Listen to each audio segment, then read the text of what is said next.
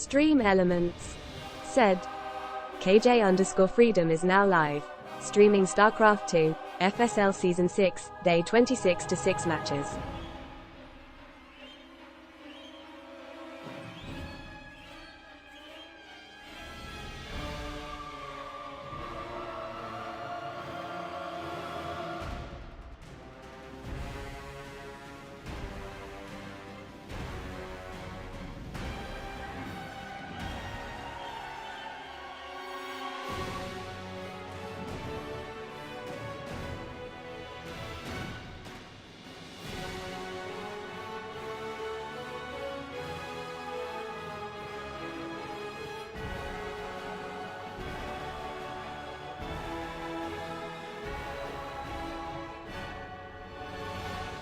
Curtain Time said, hello.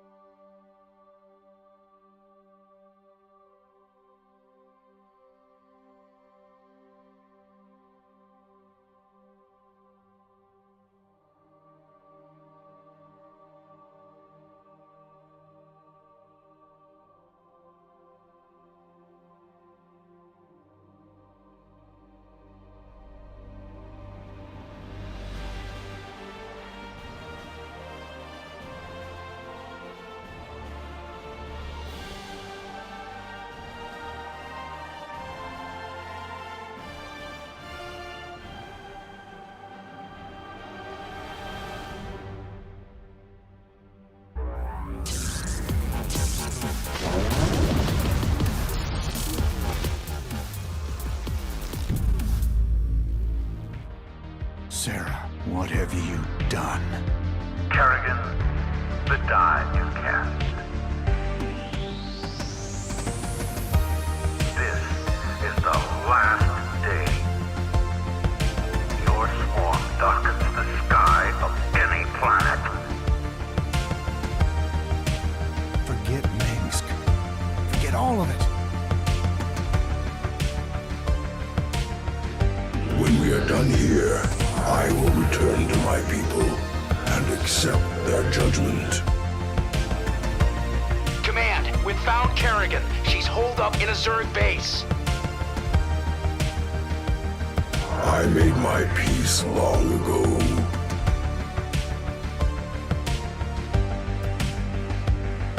Consider it done. For ire. Indeed.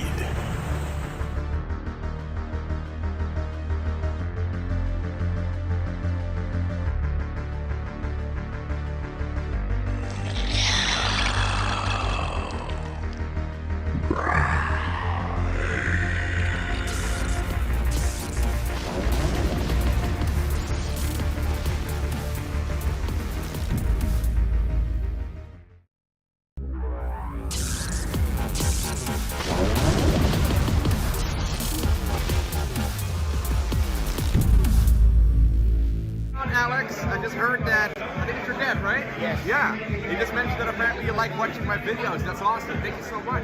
Instability, Stu Blue, and Neutral Phil. Good luck in the FSL Protoss Power.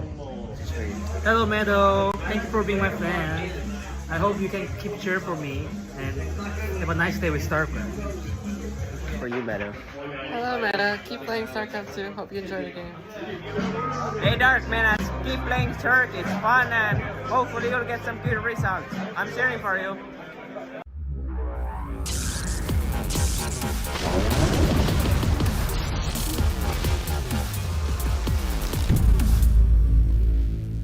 What's up? Oh, we have a little bit of echo, but I think we're okay now. FSL is live. I'm here with Hyper Turtle. Let's go. Let's actually bring in Hyper Turtle. There's a little bit of extra noise. Let's make sure we bring him in to the this stream. And there you go. Hey. We got Hyper Turtle, and we got War Bunnies. How you guys doing? Good. War Bunnies looks like he's down in a rabbit hole. Yeah, his camera is Did my pointed camera below. move me, or did I move my camera? Hold on a second. Let me... I don't know, chicken or the egg, man. Hey, happy Friday the 13th. You know what that means? Oh, it is. Means Friday. we have, means potential bad luck. But gotta tell you, in StarCraft, one person's bad luck is another person's triumph, right? Yep. Yes. Somebody's good luck. So, guys, it's been a while. We Yeah. had quite a bit of a break, right? What happened last Wednesday? What did A it? authenticator server outage for like all the Blizzard servers. So Yeah. it was like what I was dealing with for months, except it was everyone and only for a few hours. But enough to derail us, and now it's time to make up for lost time, right? Yeah. Because of that, War Bunnies, we got 6 matches tonight. Why don't you go through 'em? What do you think? Oh, I was looking over that today. I see a lot of Veil. Yes, Veil Hurts and Mist Diffusion. That one's gonna be really good. Then Veils and Instability was one I was looking forward to. We'll see. We'll see what condition he is when he goes versus Dismel, and then Deepu is DLS Mizel. Deepu is playing the Archaic and Mighty Ant, and both of those can be very unpredictable. The Deepu Mighty Ant one, I don't know which way that's going to go. Like, at all. They're both very unpredictable players. That's true. All comes down between Deepu and his YouTube subscriptions, right? Yes. Gray versus Stu Blue, I think there's a clear favorite there, but I really want to see where Stu Blue is on that. Yeah, he has improved, but then he had a little setback last week. But he faced someone really good last week, so... Yeah. Gray has not had a chance to do a lot of his matches so far, so he's got a very busy month ahead of him. Yeah. Yeah, I think we should go quick on the interviews today to see if we can scoot things along. Just wanted to bring my additional pylon, and I plugged it in this time. Ding! Nice. I have one of those. Oh, I love That it. thing is Anyway, sharp. The part, it the top really part is, really you know? sharp. I was surprised. All right, who do we have up? All right. Well, I think I we see can Veils go. is- Yeah, Veils and Different, Instability but- is one of the ones, so he still has to wait anyway when Instability is available. Okay. I don't And I see his her- partner Hurtin' Time's on too. Yeah, I don't see it available. Let's go bring him in so we can talk to them really quick. Yeah, sure. And then we'll bring in Miguela and Neutrophil as well. What? There we go. All right. Hey, good evening. Evening. Hello. Welcome. All right, so someone has a busy night tonight, and I'm A not lot of just people talking do. about me. Vales, what you got in store? You ready to I've run the already gauntlet? played one series. Mm-hmm. Okay, that's So- right. One of them is a replay, isn't it? One of them is replays, yeah. But yeah, it's going to be a busy night. Going to be a hard night, I think. What time is it there for you? It's just gone midnight. 10 past midnight. Well, it's Friday night, so you know it's gamer night. That's the Gamer gamer night. Yeah. Midnight on Friday 13th. I'll tell you, that's when the craze is coming out. That's right. And Hurtin' Time, it's early for him. What time is it Yeah, there? yeah. Hurtin' Time? It's 10 after 4, so I left work right. early so that I could make it in time for the I love your rest of the dedication. games. You didn't tell your boss why you're leaving early, right? So he can watch you. Nah. I said I'm gonna start my 3-day weekend a little bit earlier. Yeah, I'll tell you guys something funny. Right. My one of my bosses back in the day, I played in a Masters tournament, and he watched one of my tournaments. It happens to be the only one I ever won. It's like a Masters tournament that ESL had. And I happened Nice. to win, so he thought I was Nice. like really good, and he congratulated me and told the company, "Hey, you won a big tournament." And I didn't want to like burst his bubble. It's not that big of a tournament, but it was really funny. So that was the last time that I talked about what I do and my links. So it's I hard. think to if you find. don't follow esports, every tournament looks like a big tournament. That's true. That's true. You know, I mean, it's definitely getting more and more exposure each year, though. That's right. So we got Vales and her in time on a 2v2, and we're gonna need Miguel. Oh, and I think we are ready for their opponents. I think they're ready. Yeah. Yep. Here. All right. So we're gonna need their cameras on so we can add them on the screen. Right, they're a little late in there, but we can start questions with. Yeah, DLS Mazella's got to get me updated on how to do some of this stuff, but I've gotten very good at dragging people into the stream chat. There you go. So I got a couple questions. Have you two been practicing? Did we a little bit? I think last week. Little bit? Did we? I think. Might be 2 weeks ago. Yeah, it might be 2 weeks. Yeah, we haven't played together since our last tournament games, but our last tournament games were I thought were really good. They were close games. So. Yeah, they were really close. Yeah. Neutrophil, and we're just missing Miguel as far as the camera goes, right? Yeah, she should be hopping on soon. Yeah, so there she is. Neutrophil, can you hear us? Yep. So, have you and Miguela got any practice time together recently? Basically the entire evening so far, yeah. Oh, nice.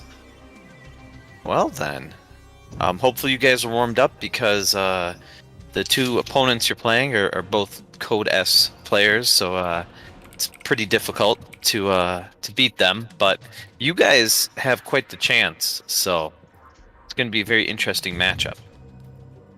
It's definitely winnable. Yeah. Hyper Turtle, you got any questions? I just drew a complete blank. I think I'm still trying to come up with a question for match 2, so I'll be ready by then. You'll be awake by then. Yeah. So if you don't have any questions, I think can we hop in? Well, let's have Miguela say something. She didn't say anything at all. Okay. So. Oh.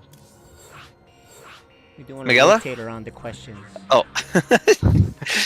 Miguela, have you been practicing StarCraft lately besides tonight?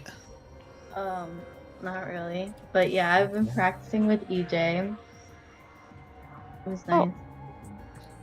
Okay. Have you seen any of Vales and Hurt in Time's games before? Nope, not yet. But I heard from my dad they're good. Okay. He didn't lie to you, so it's all lies. I guess my big question, we can do it one by one right before we get started, but how superstitious are each of you, and do you think Friday the 13th benefits or hurts your chances as far as luck goes? We'll start with Hurt in Time. I'm not very superstitious, so I think that it'll just be normal games. Alright. Neutrophil and Miguela? I had already had a really bad math test today, so I think it's pretty bad luck. Omens, okay. Yeah. Well, as Artanis once said, luck is purely a human concept in Origin. So as long as none of you are playing Terran, we're good. Uh-oh, we got 2 Terrans in here. Yes. Alright. Okay. Oh boy. Alright, let's get ready. I'm going to move each of you to your own team chats, and then we will get started. All right, good luck, guys, and we'll talk about the maps. Yeah.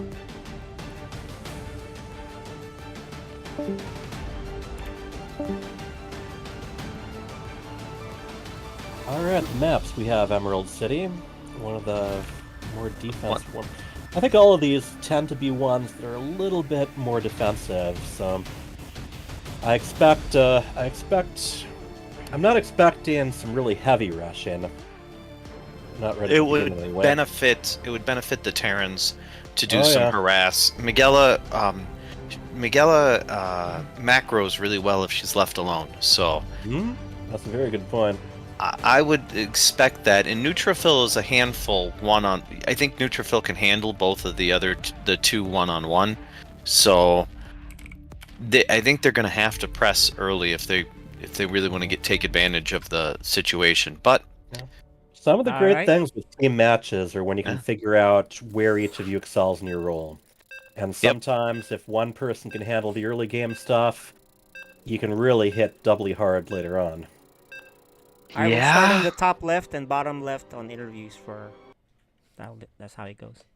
Okay. Or, I mean, introductions. Intros. Yep. Yep. Intros. Starting at the top left. Yep. Season 6. All right, Okay. I'm revving up. 2v2. These are my favorites. So. In the top left, we have the light blue Terran. It is Hurtle time.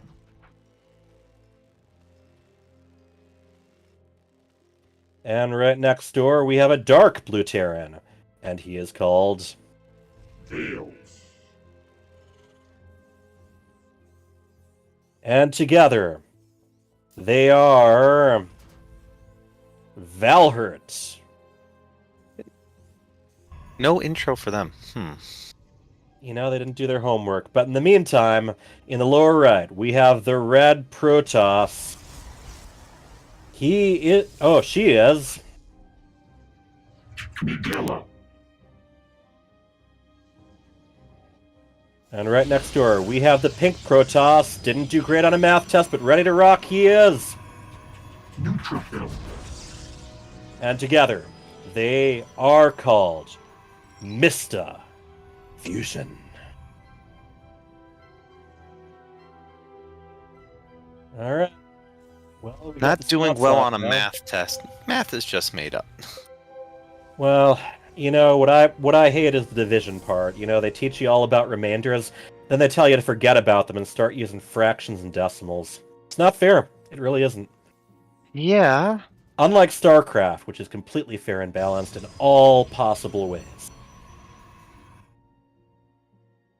So Alright, this we got a opening Reaper from ready to look around. Neutrophil, Yeah? this new opening from Neutrophil is a bit odd. It looks like there either should be another gateway or the Nexus should be down. Maybe. It's a 2-gas opening. You think he's So- waiting for his cyber? No. I mean, we already have a cyber on the others, so I don't know. Yeah, it's just a 2-gas. It's a 2-gas opening. Check the probe on the right, top right. Yeah, that's what well, I'm that's expecting. future yeah. But do you think he's just gonna take a base there? You know, either he's going to take a base, or we're going to have a nice proxy. Maybe even... I mean, it's not the greatest place for, say, a proxy Stargate, much less a proxy of the ground units. See, Stargate's pretty good there. You can get your oracles there across pretty quick. I stand corrected, as usual. And it goes in right if you go oracles there, but he hasn't put the pylon down, which back and forth patrolling. I hope that probe's wearing his Fitbit. Yeah, Miguela's probe is hung up on. Oh, there it is. Oh, they're attacking each other now. Neutrophil's attacking his own stalker by accident, and he's definitely going to kill it. Oh man! Oh, he just didn't kill it. Wow. Well, the shields will recharge, but you know that armor damage is permanent. That is classic Friday the 13th. You think the remember Reaper? that. You think the Reaper kills it? Oh! I remember the same thing happening in Jason Takes Manhattan, right? 1 health. It was 1 health after the Reaper attack. You see, EW. I think that means don't worry about it. Yes, don't want to talk about it. Oh, don't want to talk about it. Okay. Well, except there's no T. I don't know. But yes, that is. I don't know. I'm trying to think of a good analogy from a movie, and I'm not really coming up for it. You remember, crazy thing, Final Fantasy III, which the Terrans never made. Yep. Have expanded, both taken in base. Yeah. Kind of a really defensive spot here. Mm-hmm. I think it's. I think they were expecting more aggression. I think they were like, where are the nexuses? This has got to be all. This has got to be aggression. I think this is a misread. I don't know, and I'm still not sure about that little pink probe. The pink probe that could. Did I drop? Oh, are we? Something's lagging a little. It's probably me. It is. War Bunnies is out. We'll wait for him. Yeah. So he can cast a little late on the stream, I suppose. Yeah, I can definitely. I will. I'll just click. You gonna reboot surrender. or something? I'll reboot the router at the end of the game. Okay. Well, So we'll see. you guys can drop me, and I can just watch the game. I'll help you a little bit there. Hyper. Yeah. But yes, cute little thing was just reading about Final Fantasy III, which still hasn't made it to the United States in its original form, but you can actually like increase certain stats by using them. So it's actually beneficial to start having your weaker party members smack the other, because it'll actually gradually increase their defense. Oh. Okay, wow. and back. That probe is tiring me out, I gotta say. Yeah, And War Buddies has left the building. Yeah. Yeah. I don't know. There's... I think that this seems like they both managed to psych each other out a little bit. Yeah, but I feel like the Terrans are going to start pulling away with this, if because the Protoss side doesn't have any like tricks up their sleeve, and I don't. And think... okay. Oh, there it is. There it is. Yeah, we have that hidden corner Nexus, and the probe, not wanting to waste any time, is back to patrolling again. Yeah, I just feel like the Terran is a very strong team here, and they're going to need a lot of... They've seen the Marines, so they need to get a lot of splash damage. Yeah, I mean, Psystorm is on the way, but yeah, I wouldn't hate a Colossus. Or Disruptor, really, at least from Neutrophil's side. But... I was going to say, I don't think Magella should go Disruptors. That's, unfortunately, a unit that doesn't... It's an amazing unit in that it is very easy to end up with it in front of your troops, and it is also very easy to have it hurt your troops, much like those Stalkers were doing to each other. Except Disruptors play for keeps. They don't get to brush it off later. It's weird that the Terrans are just letting that... There's nothing else going on. Yeah. They're just kind of letting it happen with that hallucinated Phoenix just sitting there for a long time. They also still haven't taken thirds. So, I mean, it really looks like they're... Yeah. Really looks like they're planning to go crazy with what they've got. 2 base push? It could be. Yeah. Yeah, and I don't know, they're inching forward, so either they're about to take that lower expansion, or they're on the warpath, and I think they are on the warpath. Yeah. What are we looking at for units? I think that... No, I don't think that... Many, I don't think the Protoss has enough. I think this is just a... Also, you might want to move that really, really wounded Stalker to the back instead of the very front... Oh. No, I don't think it matters. Suffered, and he died. He suffered and he died. Ooh, that's a good storm. Yeah, I mean... And they've done they were doing a very good job staying just far enough away from the tanks. I like that. I was going to say, those tanks sieged in a very odd position. Yeah, it's like they could really just go up the ramp and batter... Vale's Marines kind of got ahead a little bit. Yep. Okay. Let's see what. Okay. Another very stormy day. Yeah. And oh wow. Yeah. I think if Terrans had been able to keep their troops together, I think that could have been a lot more. Does the Protoss just push and win here? Maybe if they can reinforce themselves. I don't see any warp prisms there. No. So, at the very least, they could do some damage. I mean, they're only just now getting a tank into position. Yeah, Ooh, but and they want to take the side door. See, this is what the Terran should have done. Yeah, that's a very good point. or from both sides at once. But yeah, there they are, just marching right into where the workers are. Got, oh wow, nice feedback on the Ghost. Oh man, the corner Nexus still only a tiny bit saturated, but I don't think they're paying that much mind. It matters.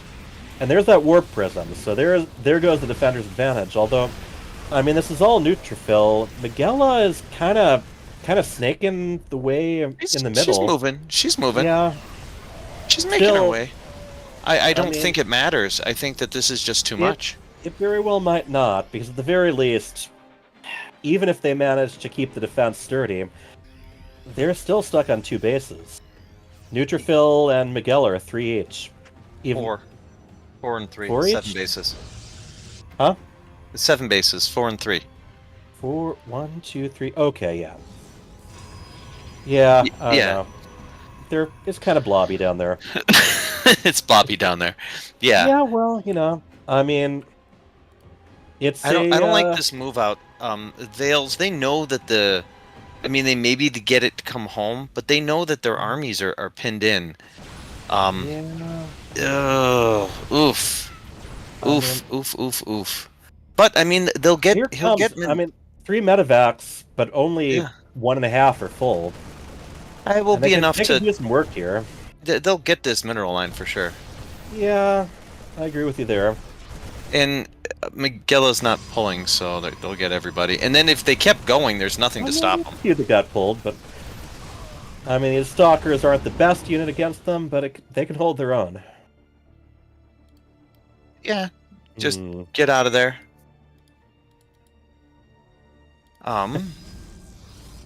Unfortunately, that might shoo them back. Oh, they're not going to do it. I was going to say it might shoo them back into the secret expansion base. Well, wouldn't be a neutrophil game without one, but... Yeah, that's a 5th base for neutrophil now. Oh, and also a fleet beacon. So he might be planning to get up off the ground pretty soon. Yeah, at this point, probably wants to run up the stairs after... Oh, or take advantage of the choke and just really storm them. Yeah. Do they have blink?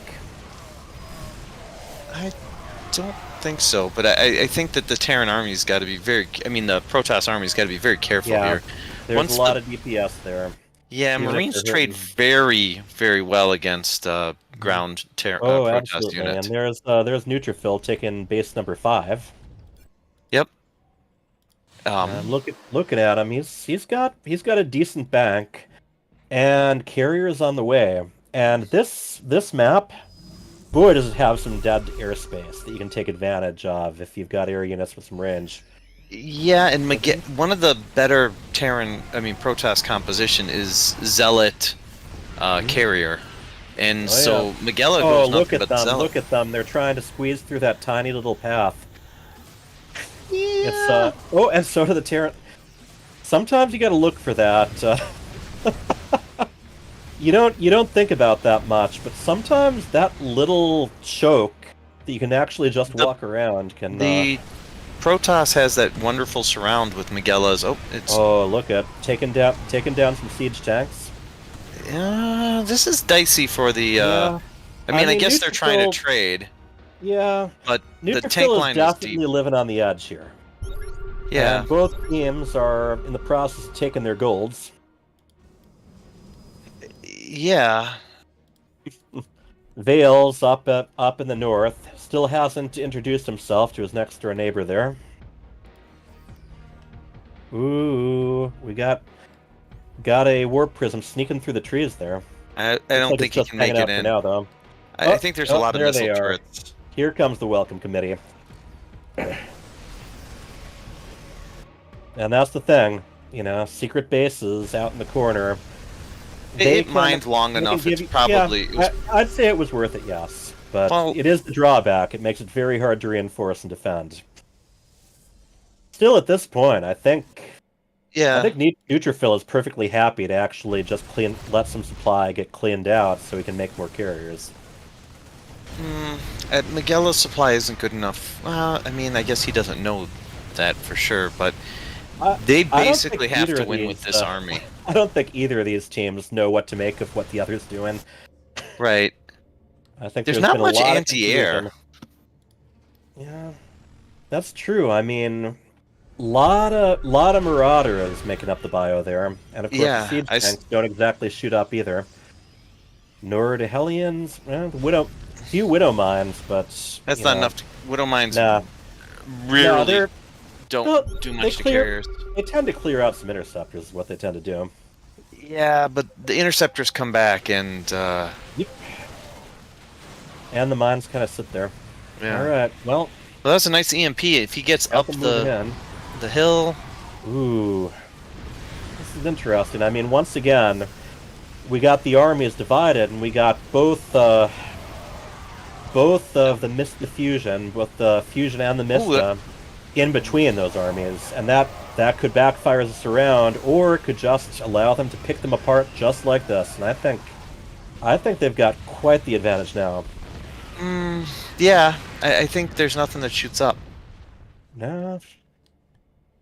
You know, there's those mines. I think they're going to end up wasting their blasts against Stalkers, though. Oh, we do have a Thor, but... Or is not I don't know. one There's Thor isn't Immortals, handling the Stalkers. 6. Exactly, and on top of that, all the bonus damage that Stalkers and Immortals do against them. So yeah, we got some blimps and some little crawlers there, and I think this is over. Yeah, this is all over but the GG. And they're both GGs. Alright. You gonna take a moment to try to get your network up and going again? Yeah, it was just close out of StarCraft and open it up again. That's what I'm gonna do is close StarCraft and open it up again. See if I can Alright. get it working. My son's playing on the internet just fine, so. Well, I mean, you're chatting just fine, so obviously it's not down or lagging. It's just something. But yep, we have Mist Diffusion taking the lead. Yeah. In a very, very, I think that was a confusing game for both of them. I think both of them stumbled a little bit and left it with, left themselves in positions where their opponents weren't even sure what to make of it. Yeah, I think Valhertz just needs to be a bit more aggressive. Bit more aggressive and keep their bio close enough to those tanks they can be supported. You know, but just be aggressive. Yeah, well, the aggression is part of that. Yes. Just go. Missing. Gallop. It just seemed like they weren't out on the map. They were the defensive one. They attacked once, and that attack would have worked. They just kind of let themselves get stormed. They didn't have their tanks in position.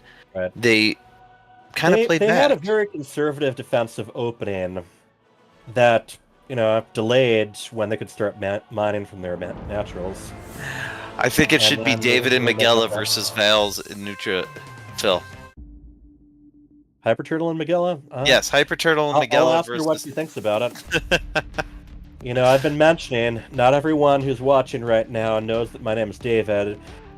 And also those people might actually know some other Davids who are in here that I don't know are named David. Yeah. So my point, it's the old, I'm sorry, Dave. I can't do that. So this map, Heavy Artillery, it's a similar one. I mean, once again, you have it's very defensible and it's hard for Reaper spots. Yeah. And then you also, one of the first things you gotta decide, who expands ahead? Does one of you take that pocket behind them? I don't know. At the top, we have the pink Protoss, and he is... Neutrophil. And his partner, the red Protoss, her name is...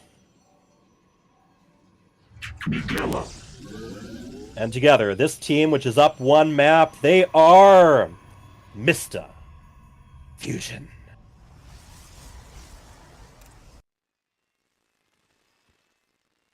At the bottom left, we have the blue Terran. He is called...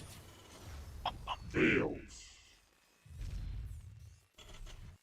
And by his side, the light blue Terran.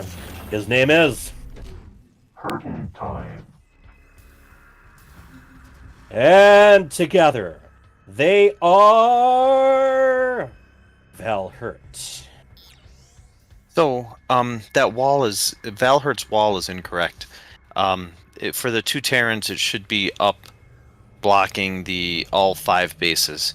And to answer your question before, Miguela's got to go back and Neutrophil's got to go forward. Yeah, it's easier when you have a Zerg on your team because your Zerg teammate who generally wants to be ahead, but all depends. And yeah, does he kind of just turned Neutrophil kind of like, nah, I don't need to. I'm just gonna go right back around. And he didn't go to the gold. It's weird. I would have expected him to take the gold.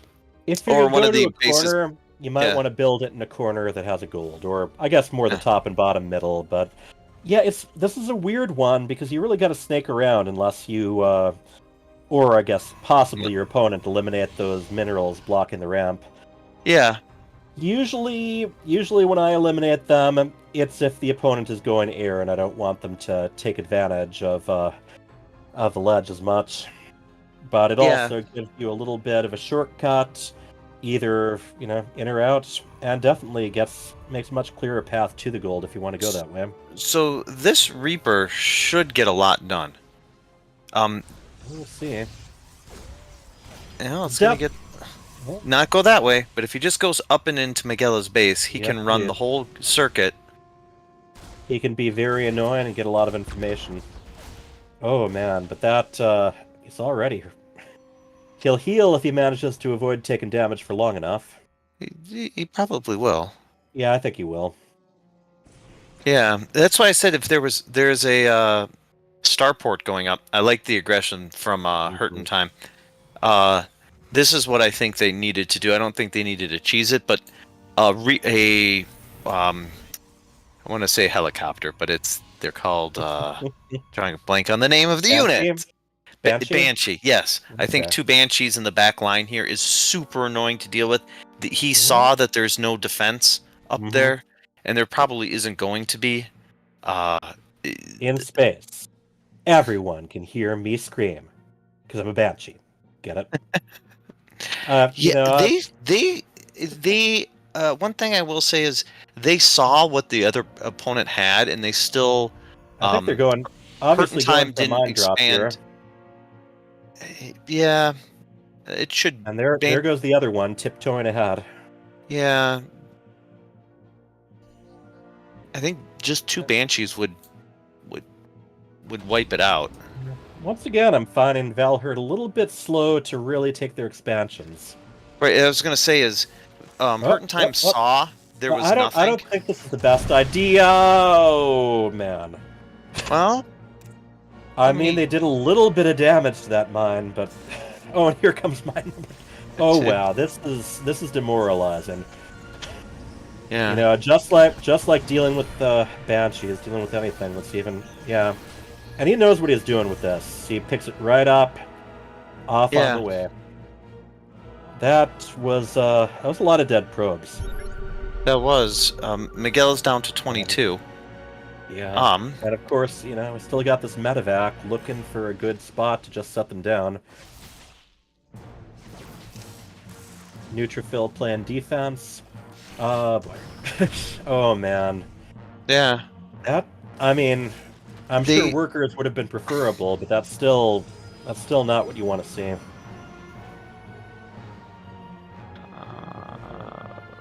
We have the Phoenix going out to scout, but still unaware that they've got their foot right there with a battle cruiser.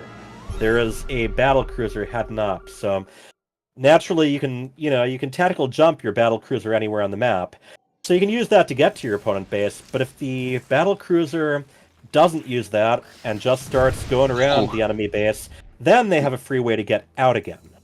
Miguela is really taking it this time, and this is the type of aggression I was expecting out of Valhertz. They just have more.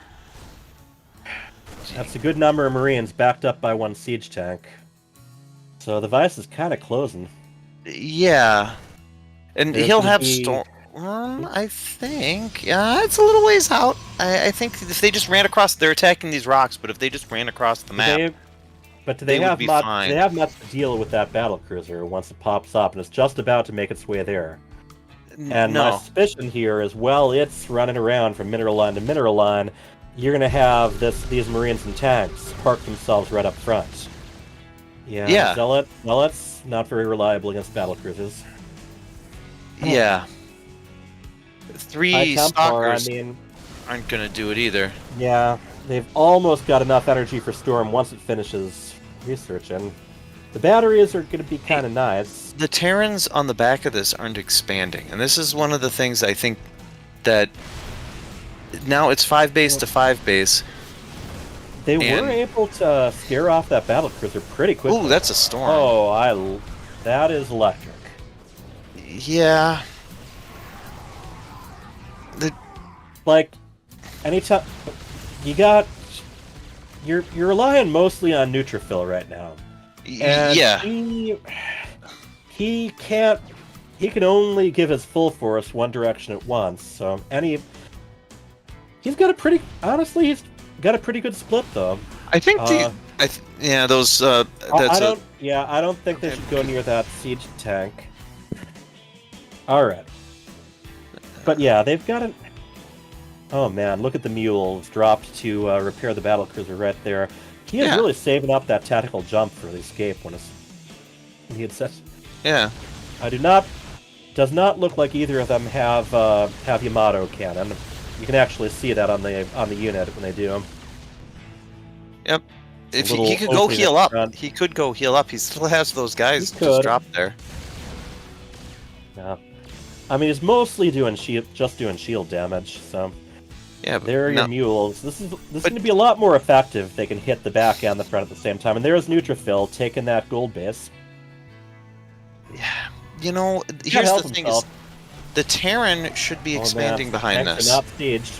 Oh, that was money EMP right there. I think that might be game turning right there. Oh, there's 2 more in the. Those are some red Marines. No ghosts to deal with these High Templar, but they went down anyway. No, there was an EMP. Oh, there was? Okay. Yeah, that was a very money I EMP. wish EMP was a little bit more obvious visually, like it was in Brood War, but now I'm just nitpicking. Yeah. But I got it. That little force of stalkers is not enough stalkers. I wonder if you're going BC, why wouldn't you get Yamato? If you're going 3 BCs, definitely. Allows you to instantly take out a few cannons or stalkers before you even put your guys in danger. But the screws are turning here. Yeah, I think the supply don't lie. Yeah, and that storm did not make its money's worth. Batteries are almost depleted. I think we got a game 3. What do you think? I definitely agree. There's no answer to the BCs, let alone the Marines marauding in the front. They were able to make really good use of that proxy Stargate. From the initial mine drop through these BCs. Well, that was a good storm, and it is. Everything's in the red, so he might be able to hold this. And the medevacs are almost completely out of juice right there. But then you got those battle cruisers back there. Yeah, and there's nothing to deal with them. And Miguel is supply blocked to the Shadow Realm, so she doesn't have any pylons coming. So this is it. The teams have basically each side of Valhertz have basically the supply of Mist Diffusion together. Yep, there's the GG. We got the GG plural once again, and we're going to game 3 people. Yes. That was more the aggression that I expected out of I think they're both diamond players.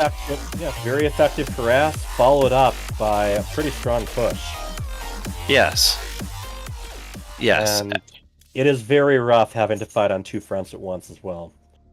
Yeah, that's to beat. If you let Mist Diffusion just do what they want to do, you're gonna have a bad time. But early on, I think there's openings for that type of just simple harass where you can pull Miguela and Neutrophil's attention back and forth, and not let the snowball get down the mountain. Yeah, well, we definitely have teams that like to hide buildings, no doubt about that. Different purpose in that game than with Neutrophil's typical hidden nexus.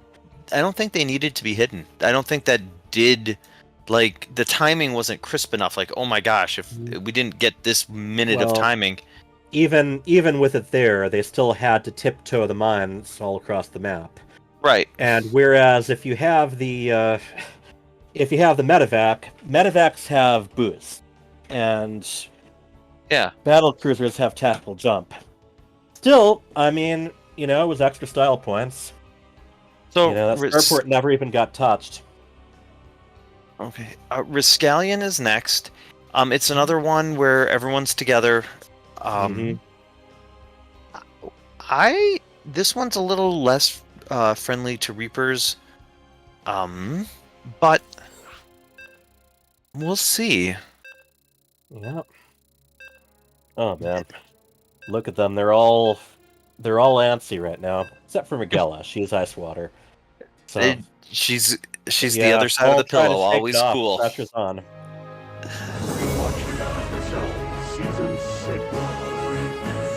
Rascallion. Oh, I thought this was a different map. No, Reapers rule on this map. Oh yeah. As do hiding like one little thing in that vision blocked corner. Yeah, it's also a much easier natural to defend too. It isn't. In the upper left, the red Protoss. She is Miguela. And next to her, the pink Protoss. His name is Neutrophil. And together, don't just call them Fusion, call them Mr. Fusion.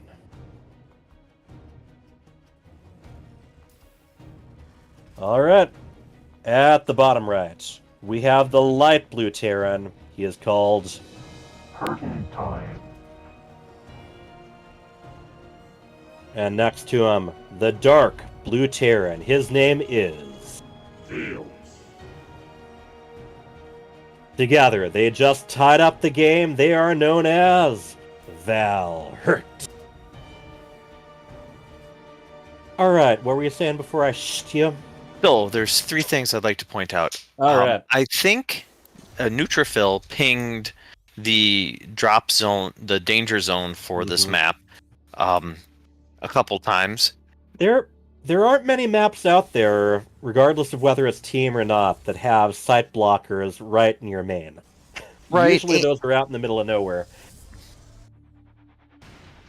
Game change to speed to fast. What? I think someone actually hit a hotkey. Yeah, just switch it back. I think you have the refereeing ability, so...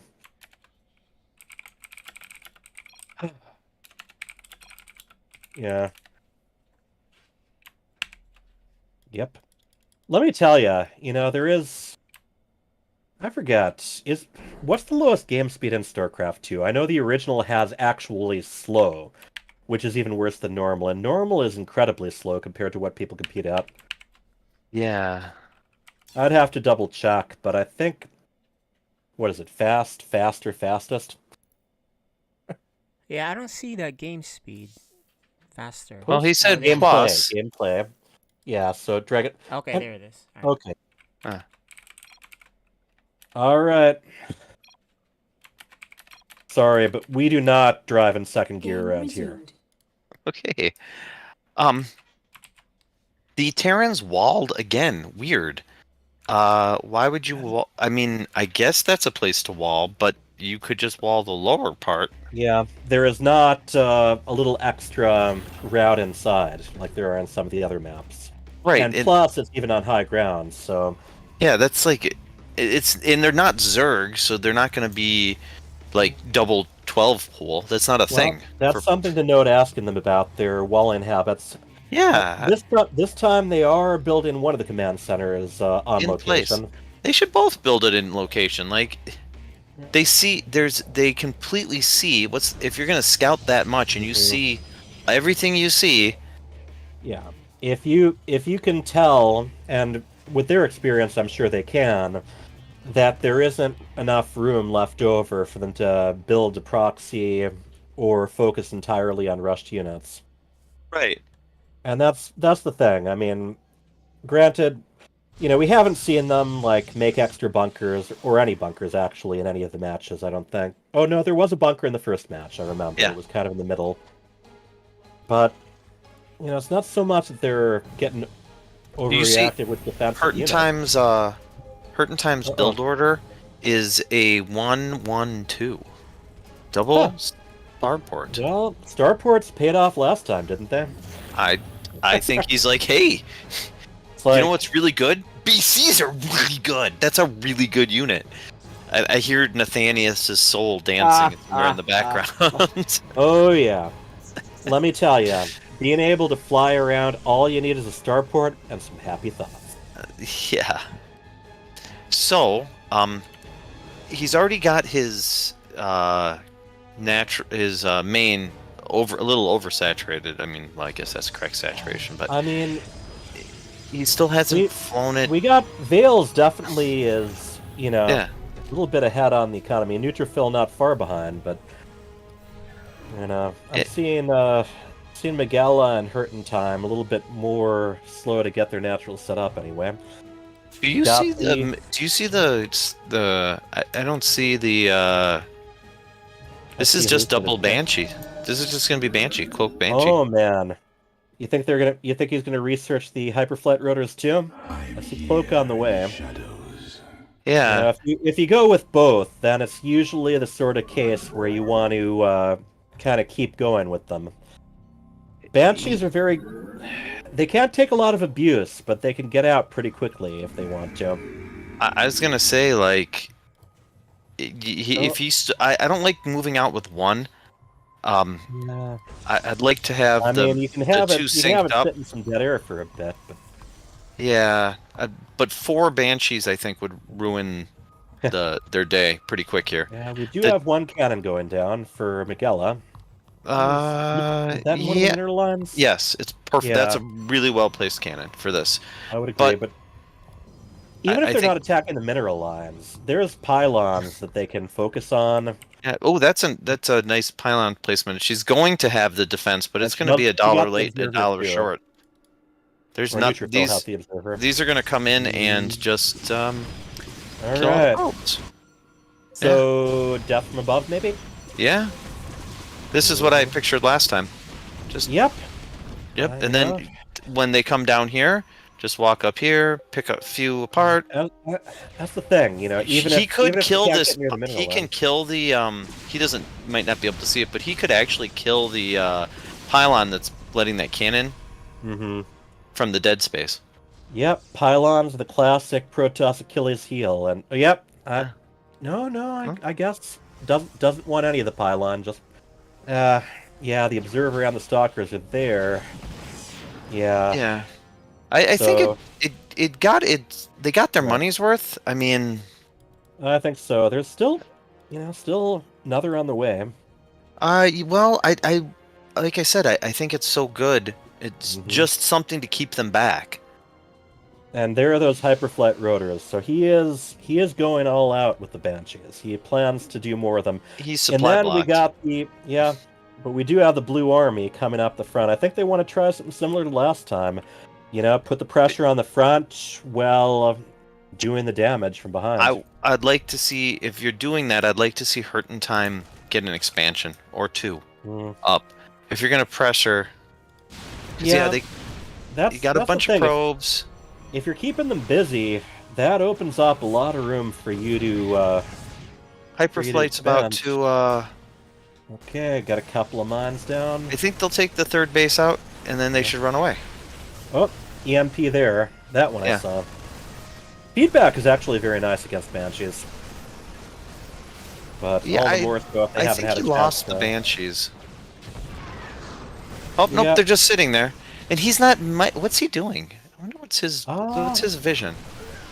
Well, they're hovering in place. I mean, if you got those little gyrocopter things, you can do that. Granted, every single other flying unit in the game can do that too, but... Alright, well... I mean, honestly, that didn't go so well for our Terran team. No, it didn't. But he still has them back there, and they could just kill this pylon and then wreak havoc.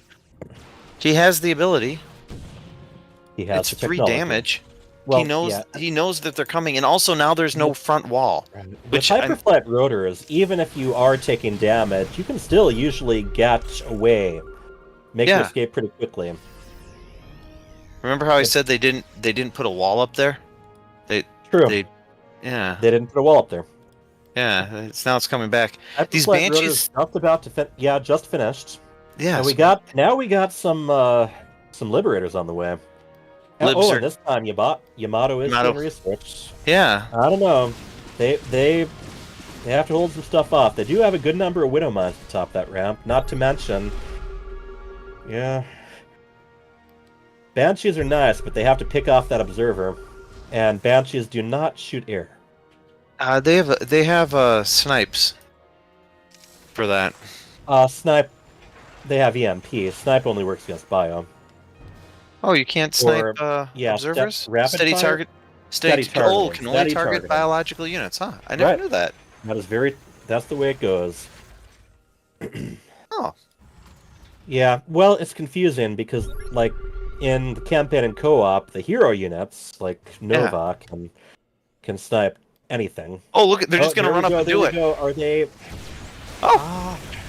They did their job there. They managed to remove... He still has these 3 flight rotor...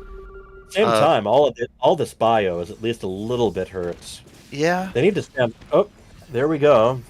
But the ones on the top have decided not to do their jobs. Although this one here has got 2 kills, 3 kills, got a full pull. Yeah. The one below has got a full mineral line pull. And we got 2 battle cruisers almost ready. And those 3 up the top, those still 4 forgotten Banshees. Yeah, and it's free. Yeah. Go look at them. Remember them. Remember me. Those Banshees need to do some screaming, man. Oh, ooh, nice feedback. Double feedback. I like that. Yeah. Oh, there's the cannon. It's all shields are already damaged, but yeah. And Liberator's very good at controlling space there. Yeah. I want. This is a really all over. So he's going to send this one back to join the 4 forgotten bros. Yeah. Okay. So there are now 4 Banshees in the furthest into the corner that you can possibly get. I kind of wonder whether he's planning to jump the BCs there and then all have a nice little get together. I mean, it would work. It would.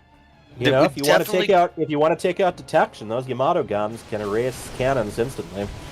Ooh, there's 1 pylon. And then we got these. Oh, nice, nice storm on those mines. Yeah. Mines do extra damage against shields. So yeah, so that they're nice anti-Protoss as well as just annoying for absolute. Oh yeah, that Archon was not going to finish. Oh yeah, back and forth. Yes. Back and forth and sitting in the corner, and we got the battle cruisers. You know, I'm finding that Hurt in Time really hates Miguel's mineral lines.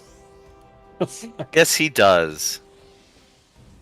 But he hasn't used his little hit squad up there. And the one Artosis pylon, and he refuses. It's driving me nuts. The Banshee Chorus, you know, they're not there to. Whoa, 34 out of 14. He hasn't Hurt in Time hasn't sent any of his units to his. He sent the rally to his natural, and he's got 22 out of 8 and 34 out of 14. But not a lot of. Is the battle cruiser going to the Forgotten Zone? The battle cruiser's going to the Forgotten Zone. Yep. You see, that it's the land of forgotten toys. You stop playing with them, they're tossed into the abyss. The one pylon that is holding the line. And he's scanning it right now too. Come on. And he He sees decides to it. skip the pylon and shoot the cannon instead. But yes, we have the Starport Revolution. They will not be forgotten. They will step up and say, I am Starport. Hear me scream. Yes. Oh, boys. These stalkers are going to go right into this planetary, and this is super the battle important for cruiser Hurting says bye-bye, but the... super important for Hurting Banshees Time are to just keep... gonna keep pounding. And that's one thing they've done very well in the previous game and this one. Just force them to stretch themselves thin, where... Yeah. You know, if they want to invest fully in the offensive, or in even defending the front, you know, they have to at least leave the back a little unmanned. Yeah. And the Banshees have been freed from their slumber. They are freed. They are, you know, they could probably do a lot better if they were focusing down pylons, but any damage is good damage. Or damaging. Neutrophil has nothing in his base. Battle goes down, yeah. Yeah. Why aren't they repairing the planetary? Why isn't he replaying? He's just gonna let... I don't know, because it's Friday the 13th, alright? You're not superstitious, but I watch enough horror movies to know. You know, the thing is... They can take out those stalkers and then leave those mortals defenseless. Oh, yeah. Stalkers, no. Oh, and they got Blink. Never mind, I was completely wrong. They get 2 of them out of there, though. Hurting Time needs to take double expand at this point. He's got 3,500 minerals. He can take all the bases. Oh. Miguela's spending her money well, despite being harassed into the Twilight Zone. Well, it's easy to spend your money well if there's no money to spend, but... That's true. This is unbelievably back and forth taxing. Yeah, and that's one of the things. Sometimes when things go to game 3, sometimes you start. Sometimes there's Neutrophil's got a warpin in the back of Hurtin' Time's base. Oh yeah. See, he's got that turret in the little blind area, but yeah, it's only 4 stalkers. Stalkers, you know, I mean. And here come Mommy and Daddy Battle Cruiser. They are having none of this. Yeah, but he needs to fly off his. He needs to take another base. And we have one carrier in production. I don't like this trickling. I don't like this trickling out in front. Although using the storms on the BC's kind of shrugging storms. Stormy weather doesn't bother BCs. The more health the unit has, the more they can afford to just sit there and ride out the rain. Yeah.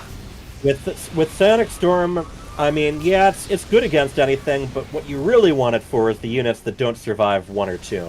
Right. I think the Terrans, man, that's a big army that they're going to push into. But if the storms are perfect, I think the Terrans have it right here. Those good EMP. Also, they have a lot more economy behind this, too. Yeah. It's hard to deal with battle cruisers and infantry at the same time. Certain times, instead of building a base or moving his thing, he's just long-distance mining. He said, screw it. We're not building a third base. We're winning right here and right now, and he's going to do it. Yep. This is our moment. This is our moment. Phil took his secret base. He had to. Game's over. He's taking a secret base. Maybe, but I'm like it anyway. GG. Oh. We have our winners, and the winners are the Terrans. Known as Valkyries.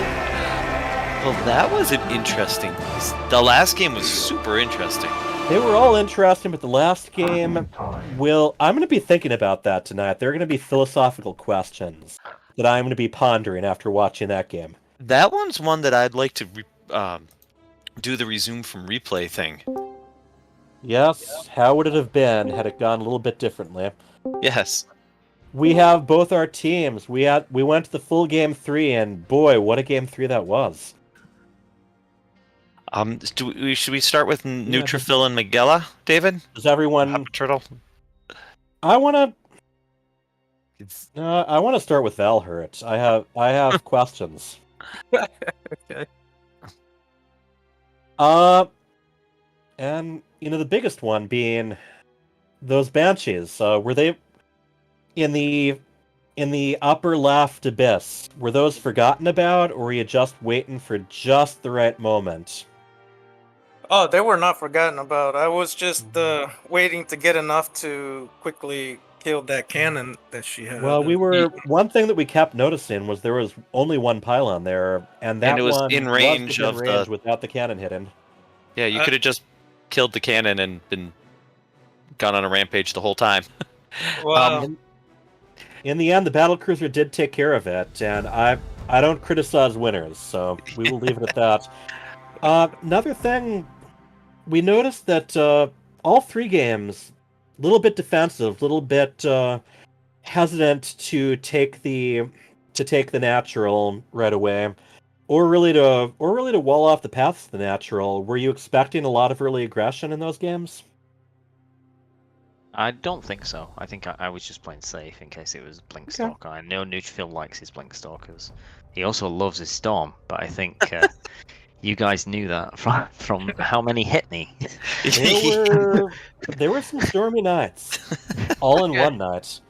Bunnies, but you had some questions for Miss Diffusion as well, right? I did. So on the first game, when the Terrans showed up with all that army, I thought, man, there's no way you guys are gonna get stopped. One storm, and then you just pounced. Like, oh, we can beat this, and you snowballed them all the way back. You guys moved really well together. Was one of you controlling it, or did you guys just naturally move together that well? Because you guys ended up with a bunch of surrounds too, in the same regard. Yeah, so it's kind of a mix of both there. We did share control of our units, so that way Miguel can defend a home while I'm microing up on the map. But what did happen was Miguel was just queuing units across, and I did notice she accidentally queued some zealots behind the army, so we used that first round in that one battle. Oh, so it's kind of an accident, but it looked beautiful. So you ended up with a bunch of these perfectly set up surrounds, and I was wondering if that's just 4D chess or just happy accidents and kind of a little of both. So Miguela, they seem to pick on you. They found you both games, and they're like, we're gonna harass her. Did you feel that way, or? Actually, in the very beginning, I didn't really notice it. I was kind of focused on trying to get it away, trying to fight them. And then after the second game, EJ said that they targeted me, and that's when I knew that that's when I realized they were targeting me. You did get a little bit more defense in your mineral lines on the third game, that's for sure. Yeah. You actually played really, really well. You held your own. Really, it's amazing how far you've come in the 2v2s versus your 1v1. Are you feeling like you're hitting your stride in 2v2s now? Yeah, especially with EJ. EJ's a great helper and a great partner. I love playing with him. He's really good too. And I don't think I can survive on my own on 1v1. So. You know, I think everyone leaves the nest eventually, and I think you're getting close to the point where you can absolutely fly from there. All right, any closing thoughts from either of you? Yeah, well, for what it's worth, Miguel, we weren't picking on you. You just happened to be on the side that I was proxying from. Okay, so nothing personal, but you were there. I have one question for Hurt in Time real quick. I notice you're very slow to expand, and in the last game you had 60-70 workers on 2 bases and 1 base unsaturated, and then the last 2 minutes you long distance mined. You had 2 command centers you could have flown over there, but you're like, nah, I'm just gonna long distance mine the rest of the game. Yeah, no, that was an oversight. I planned to just build a command center over there. I didn't take a third for the longest time simply because we didn't have the positioning. I tried taking a third and it didn't last very long, even though I put up a planetary. So yeah. Well, I think both teams did a wonderful job complementing each other. Both teams did a very good job trying to stretch the other team out by hitting the back and hitting the front. Yeah. All right, so congratulations to Valhurt. And we have many, many more games to go. GG's. I think we'll see you guys in the finals. All right, good night. Good Good luck games, in guys. your next game, Spales. Thank you. I need to very quickly run and grab something from the kitchen, but it will not take long. All right, that was pretty good 2v2, guys. That was a lot of great fun to watch. 2v2. Yeah. Oh, yeah, who's I up think- next? Let's go look at the lineup. I'm going to step away for just a moment. If necessary, you can start the interview without me, but I will not Yeah. be long. Like So a minute and a half. I think we can do the Veil's instability if she's around. I don't see her yet. I thought I saw her online, so we can just go check on that. Let's go check with her, or Is we DMS can do the Mizell? replay. We have the DLS Mizell Veil's replays. We can start on that. You guys can cast that off replay. We can probably run through that pretty fast because. But actually, instability, it looks like she is hopping on. Let's go check with her. Yeah, so. Oh, let me see. Yep, she's here. Okay, she's there. Yeah. So let's we'll be right back. Let's make sure that they're set. We'll play something for you guys. Okay. Be right back.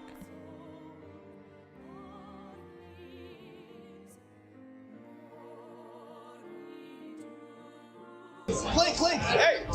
Hey! Clink! Everybody! StarCraft nerds! My friends! My family! Thank you so much for coming out. Southstone Game does appreciate you. I'm just so happy the fact that we're here after a very, very crazy couple of years of nothing. The fact that we're all here celebrating together. It's such an amazing show. Much love. One love. Love all.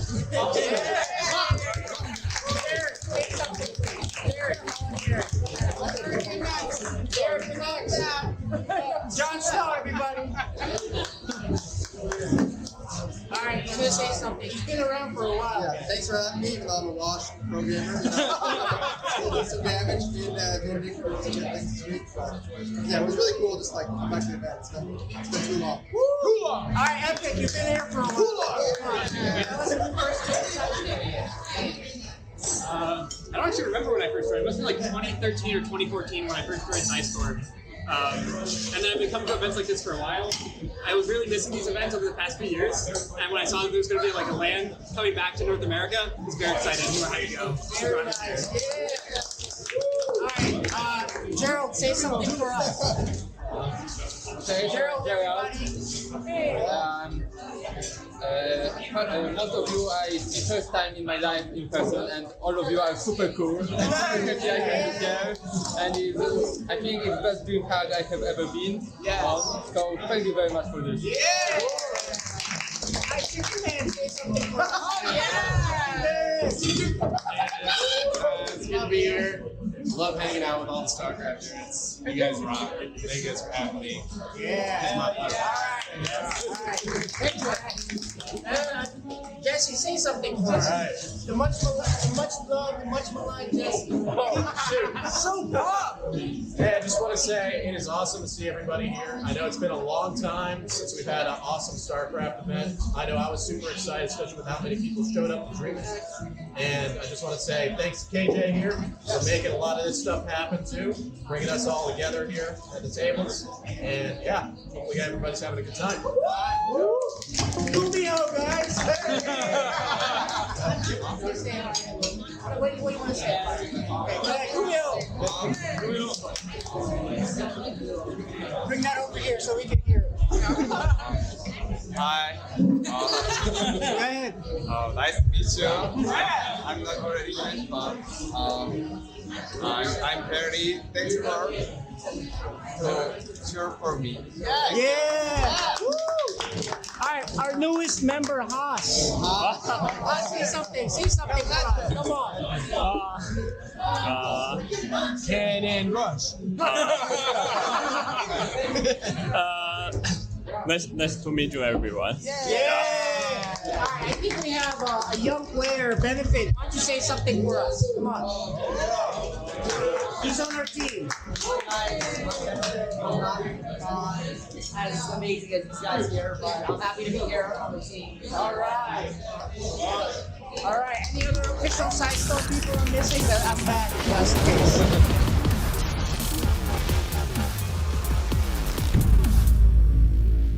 Alex, I just heard that, I think it's your dad, right? Yes. Yeah, he just mentioned that apparently you like watching my videos. That's awesome. Thank you so much. Instability, Stu Blue, and Neutro Phil. Good luck in the FSL Protoss Power. Hello, Meadow. Thank you for being my fan. I hope you can keep cheer for me and have a nice day with StarCraft. For you, Meadow. Hello, Meta. Keep playing StarCraft 2. Hope you enjoy the game. Hey, Dark Man, keep playing Turk. It's fun and hopefully you'll get some good results. I'm cheering for you.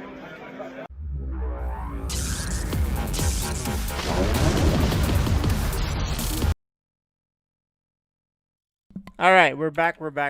Let's bring in the guys again for some FSL action. So Hyper Turtle is here. I'm What's back. up, man? Bunnies? Why aren't you on Bunnies camera? is back. There you go. He is back. I'm here. I think Veils and Stability are pretty ready, guys. Let's go. If they're ready, I'm not going to stop them. Yeah. Let's bring him in for some interviews. All right, here. We have our two Code S opponents. Well, one pair of them. So, Veils, you look pretty warmed up. I am now. You are now. Ready to dodge some more storms? Ready to EMP some Protoss.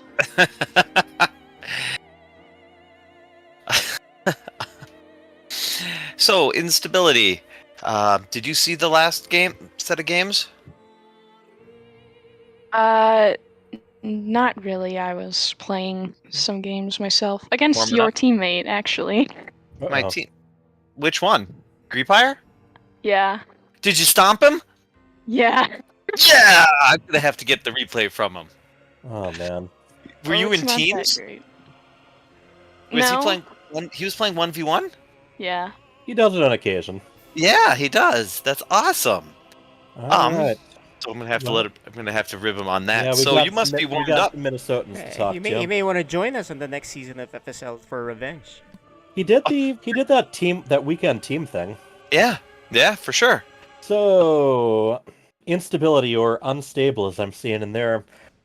How do you feel with your versus Terran? Do you fear EMP or do you laugh at it? Well, I haven't really run into any good EMP users yet, I Okay. don't think, so.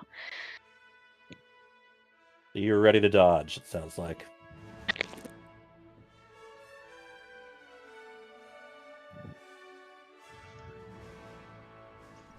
So I have a question for Instability before we get going on the rest of the questions. Instability, the last time we saw you, you were so rusty. You faced another Terran, and you yourself got stomped, right? How are you feeling now? Well, I haven't actually had a chance to play since today, so not super great. It's,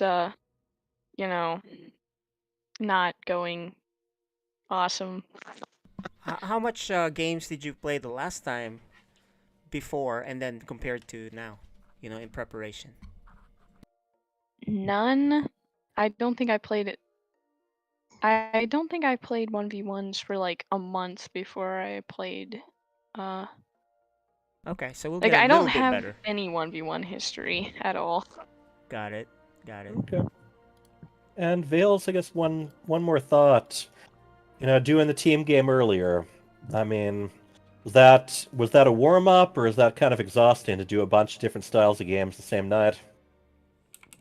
I know this is only going to be the second. I have and the rest kind will of be been marathon training, I guess.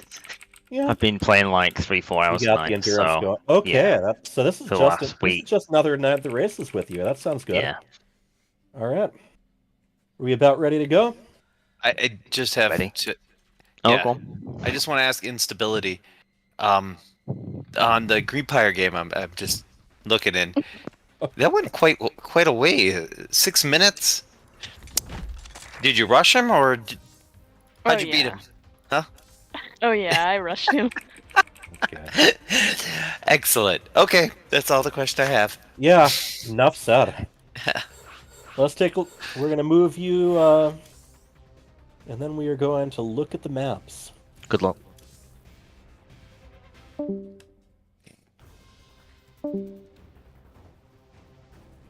Got the lobbies up. Yeah. So we got the Twisty Curvy Data C, we got Tropical Sacrifice, and then finally we got Moondance. So those are ones we've seen quite a few times so far this season, right? Yeah, they're right now at this point. I like this map for the Terran. I think there's some good spots the tanks can get positioned in.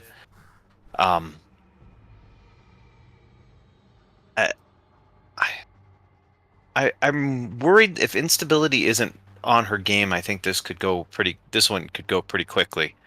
But what are you guys' predictions? What is the score? I'm gonna say based on what I hear from her, it's a 2-0. Unfortunately, I would say 2-1, but if she has I'd not say- played. well, I'd say 2-1. I think that. Oh wow, she's got quite the smile on her face. Yeah, the way that she just beat Greepire. Who doesn't smile when he beats him? Veil's But all business, yeah. that's the only game she's played in a long time too. She rolled in and beat him. Yeah, we want a 2-1 at least, so we can get a game 3 with these. So take it away. Yep. All right, let's do it. Let's do it. Data C. But yeah, I think instability is going to prove it to be a challenge. Veils is the last game. If she would have seen it all, he is pretty vulnerable to certain timings. All right, we got our GLHFs, and in the upper right, we have the blue Terran. His name is Veils. And in the lower left, the red Protoss. Her name is Instability. Alright, so we have a probe heading out It's now. scouting. Yeah. Gateway's already made. So I would actually say that the same timing that she just beat Greepire with is the same timing she can beat Veils with. Okay. And then there's So you say also early game is probably your best bet. no, I'd say 6 minutes. Okay. As long as she gets the same thing that happened the last 2 games that Neutrophil was able to run away with. That there she goes, denying him the command center. Wait, Veils, no, other way that's around. Veils blocking. Okay, so she was denying him the engineering bay. Fine. Oh, Yeah. and gets the SCV at least. Yeah, but bully, we know a bully. yes, we do. But it actually puts her way back. She Yeah, I was think going so. to expand first, and that eBay You know, block. It's really going to limit the options. And, Yeah, and- also, you see forcing a zealot out of her as well. Yeah, a zealot out, and I think that was really well done on his part. I think if she can get Storm out or Colossus, in time to deny the attack. eBay's down. Getting up to the 400, and there you go. Better late than next, right? But yes, but she's not building her. There goes. No, there it Veils is. again with the. This like to play Reaper it could safe with the work all MPs. day. Yeah, I mean the jump spot might be walled off, but Reapers have a lot of options as far as the direction they can go, especially if all they're doing is being chased around by a. Citizens arrest! Oh, Citizens arrest! You can't let it go through. Oh, now There's the she's got adapt, it. Not quite within range. And there. It got one though. It did. And Yeah. That is a Reaper who dies a proud reap. Yep. Yeah, but back home he's been left unmolested. He's kind of been dictating the game. So. Alright, Twilight already about halfway done. Robo is now down. Picking on the little pebbles down at the bottom of the ramp. Yeah. She's really kind of teched up. Mm-hmm. Yeah, a lot more tech than one anyway. gate. So, we're getting third racks coming on. Factories just completed. It's going to be his Stim Marines, and I don't think she's. I think this is going to be the I don't know if Blink is the right way to go. At least at this point. Let's see what comes out of the Robo, though. Immortal. She's gonna need splash damage. Yeah, that's what I'm thinking. And she's gonna need it like early. Immortals pack a punch, but those punches come pretty slowly. That's true.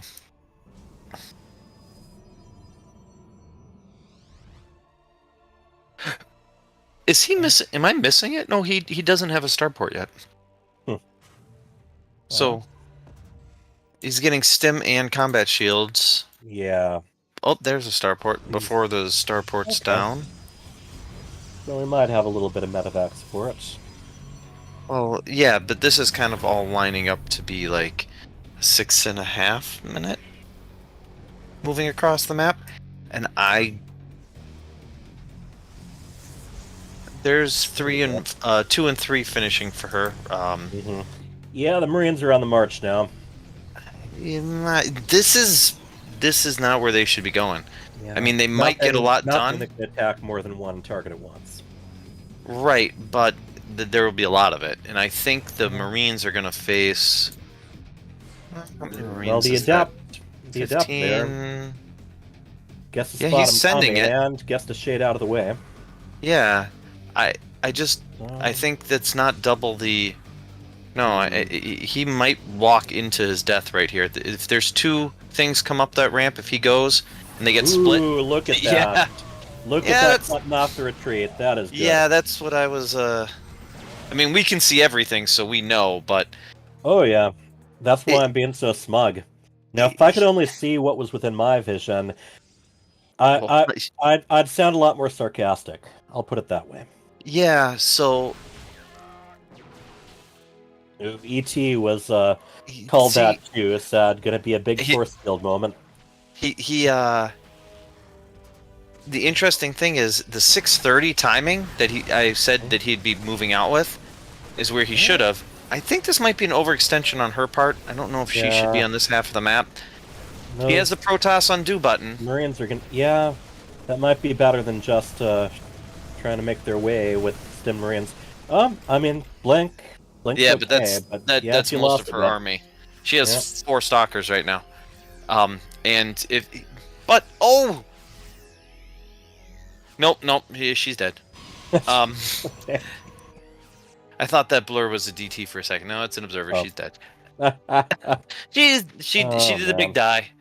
Yeah, there's just gonna come across the map, and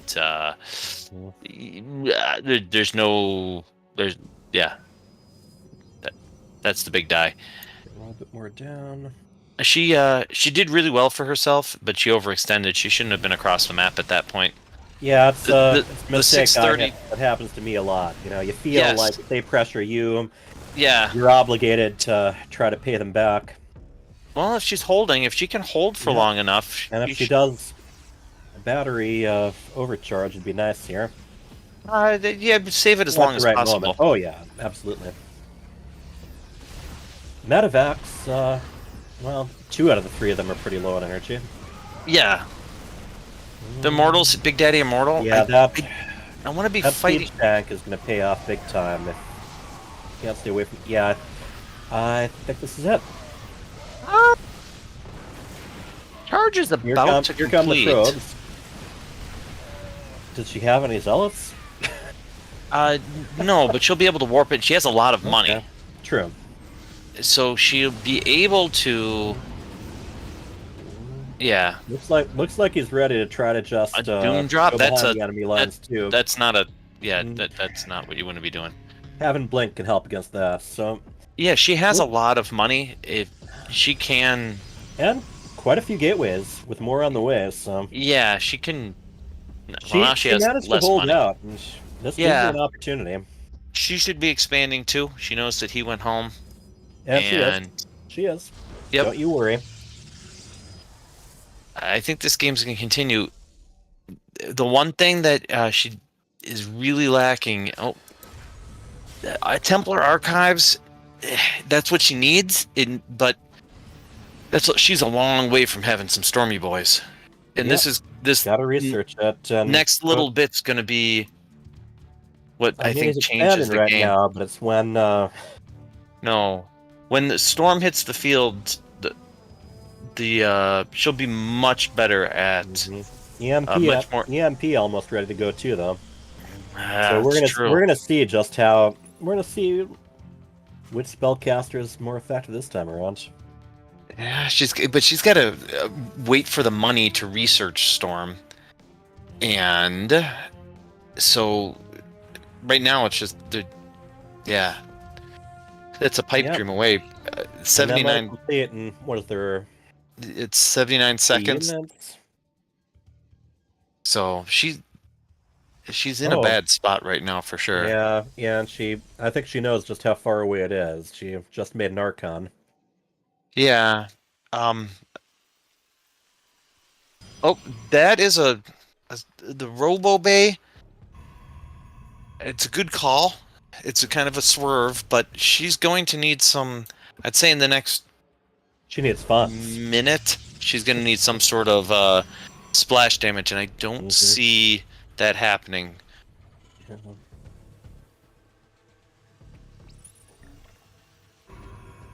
For the record, Archons do have splash damage, but it's in a very tiny. It's fairly tiny area. Yeah, so unless you have a bunch of areaness overlapping each other and stacking. Yeah, the splash damage is basically from just got Mutas. here. How was the early game? The early game was beautiful. That was Where's she going? That's not where. She knows that they moved out. On the rocks.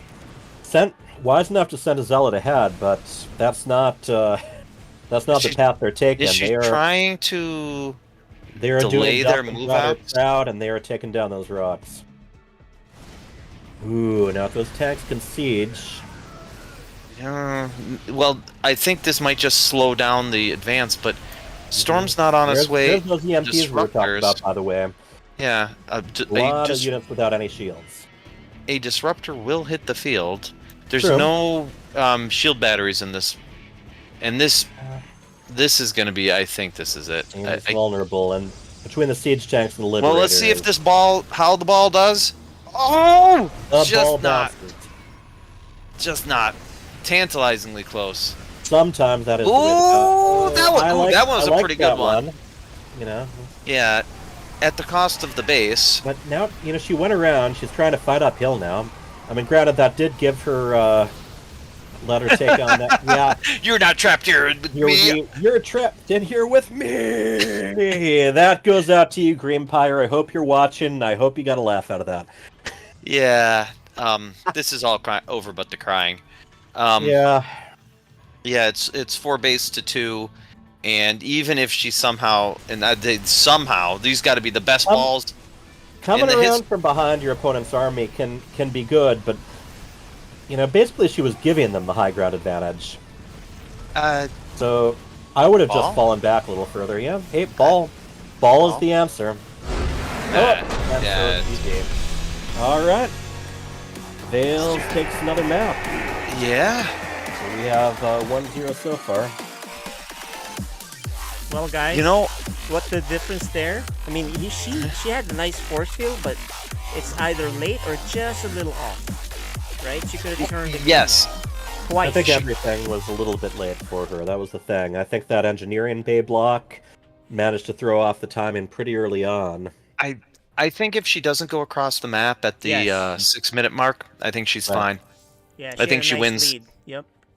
hmm Sometimes that, David, that is exactly what I'm talking about with you. When they got me, I got to get them back. No, just you don't. Yep, we shall see. Now, you gotta say though, that was her force fields are pretty impressive. Yeah, You know, a lot of people don't even remember. You know, a lot of people aren't even using force fields these days. If she They're could have very got effective. if she could have got a storm or a ball in combination with that, if she would have sent the something around to get this and then use that as the backbone, you know, to trap those guys in. But when she used her force fields the second time, She kind of, she trapped herself. You know, she basically forced them closer to her army. Right.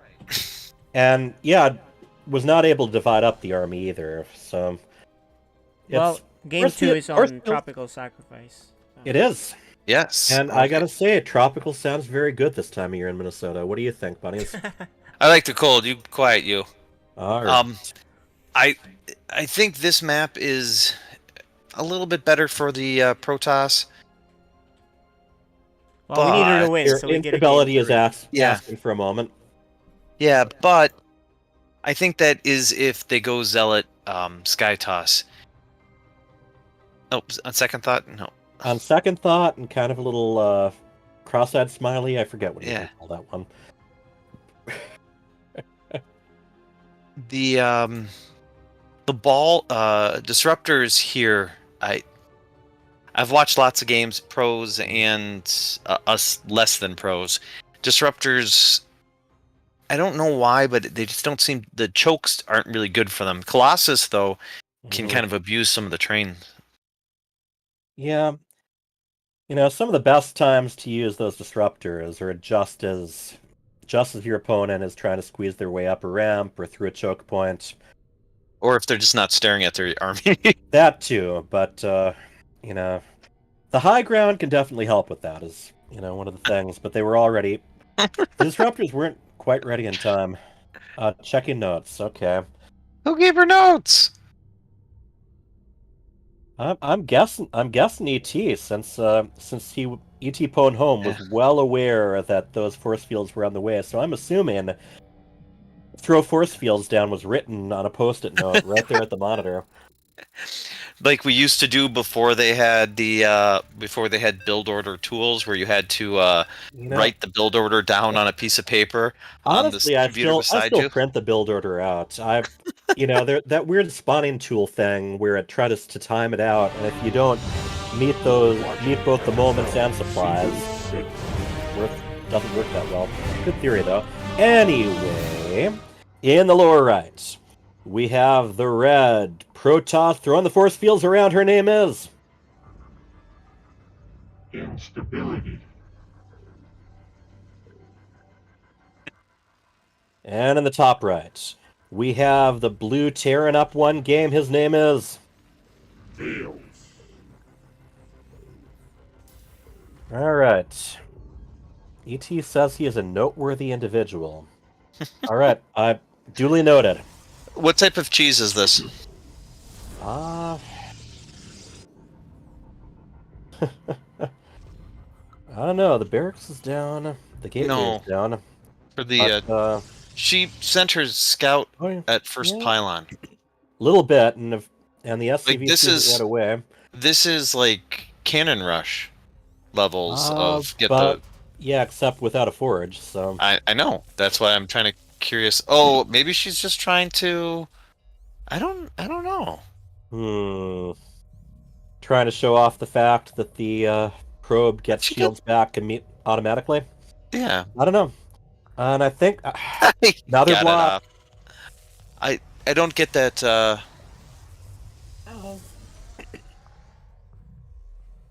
Seemed like she had something. Now there's three probes not mining.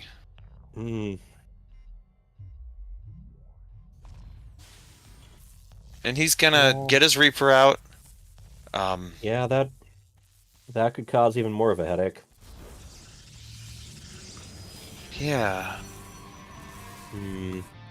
It's a very light gas opening. All right, canceled.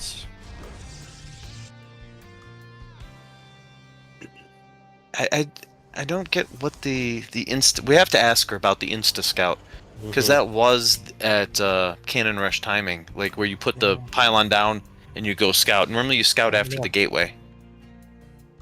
And this is a short rush distance map, so maybe that played a part in it. Maybe. Her adept will be in time to shoo off too much of the. Shoo off the Reaper before too much. You're not wall the jump spot this time, but you got an adept. This jump spot's really hard to wall. Yeah, I agree.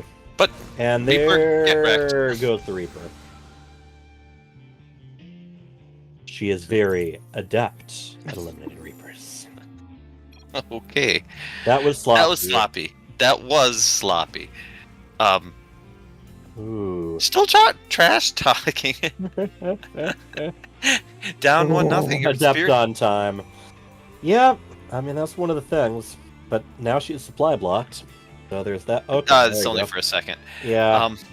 Replays I checked were better. That's the way it always goes. What did Jordan say? You got to be able to talk that dish when you're down. Okay, I don't know. Ping, excuses. You know, this is chattier game than we usually got. Yes. I think they're having a little bit of fun with it. And, hey, as long as it's only when you're waiting for something to complete. You know, with my mighty 40 APM, I never get to trash talk during the game. Or after the game. Okay, which way? Yep. It's a cancel. Cancels the shade and gets the adept away anyway, so. She knows that he has 6 Marines now. She does like Blink. Do you only know one build? No. Oh, wow. Yeah, I was wondering when they'd start checking out the emotes. You know, I've spent a lot of time unlocking them, and the thing is, it's hard to figure out when to use them. I don't think he's used any other builds. I think she is trying to like psych him A out. single alteration is all /shrug. Yes, he does the same thing every time. You got to beat it, You though. have to do parentheses around your emotes, but I have 3. Okay. Well, one of us should try his 5 builds. 3, sir. 3 builds. Oh, boy. Likely story. Yes. She's trying to taunt him into using a different build this game. She's going to get Blink. He'll have enough Marines to stop a And that Blink. is the interesting thing. This isn't that different than the build she was using last time. This exact same You want build. me to use another build, MHGM SMH? I'm too young for these words.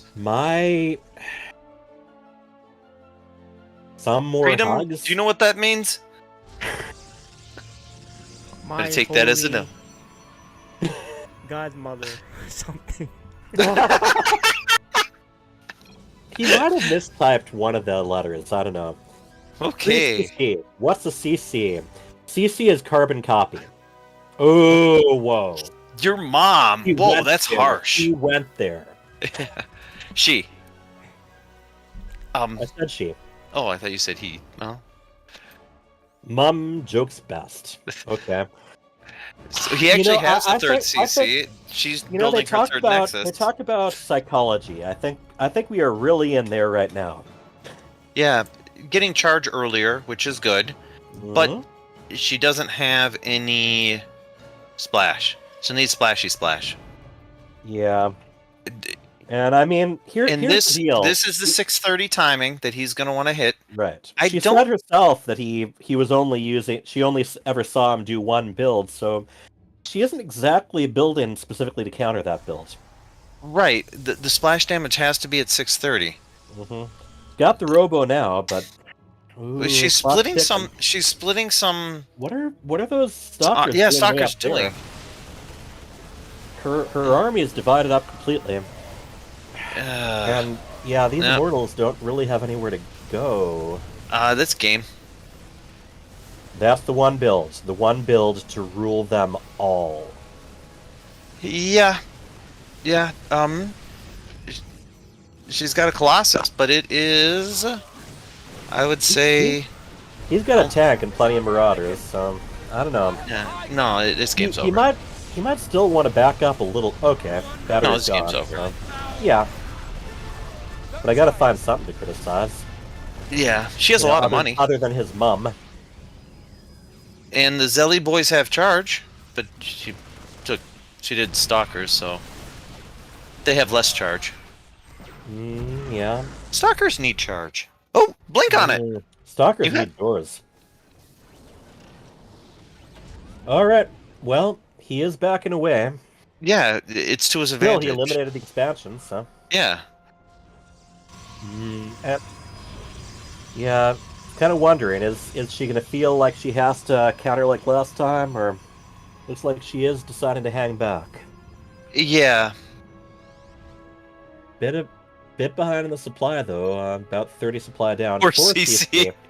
4 CCs of what?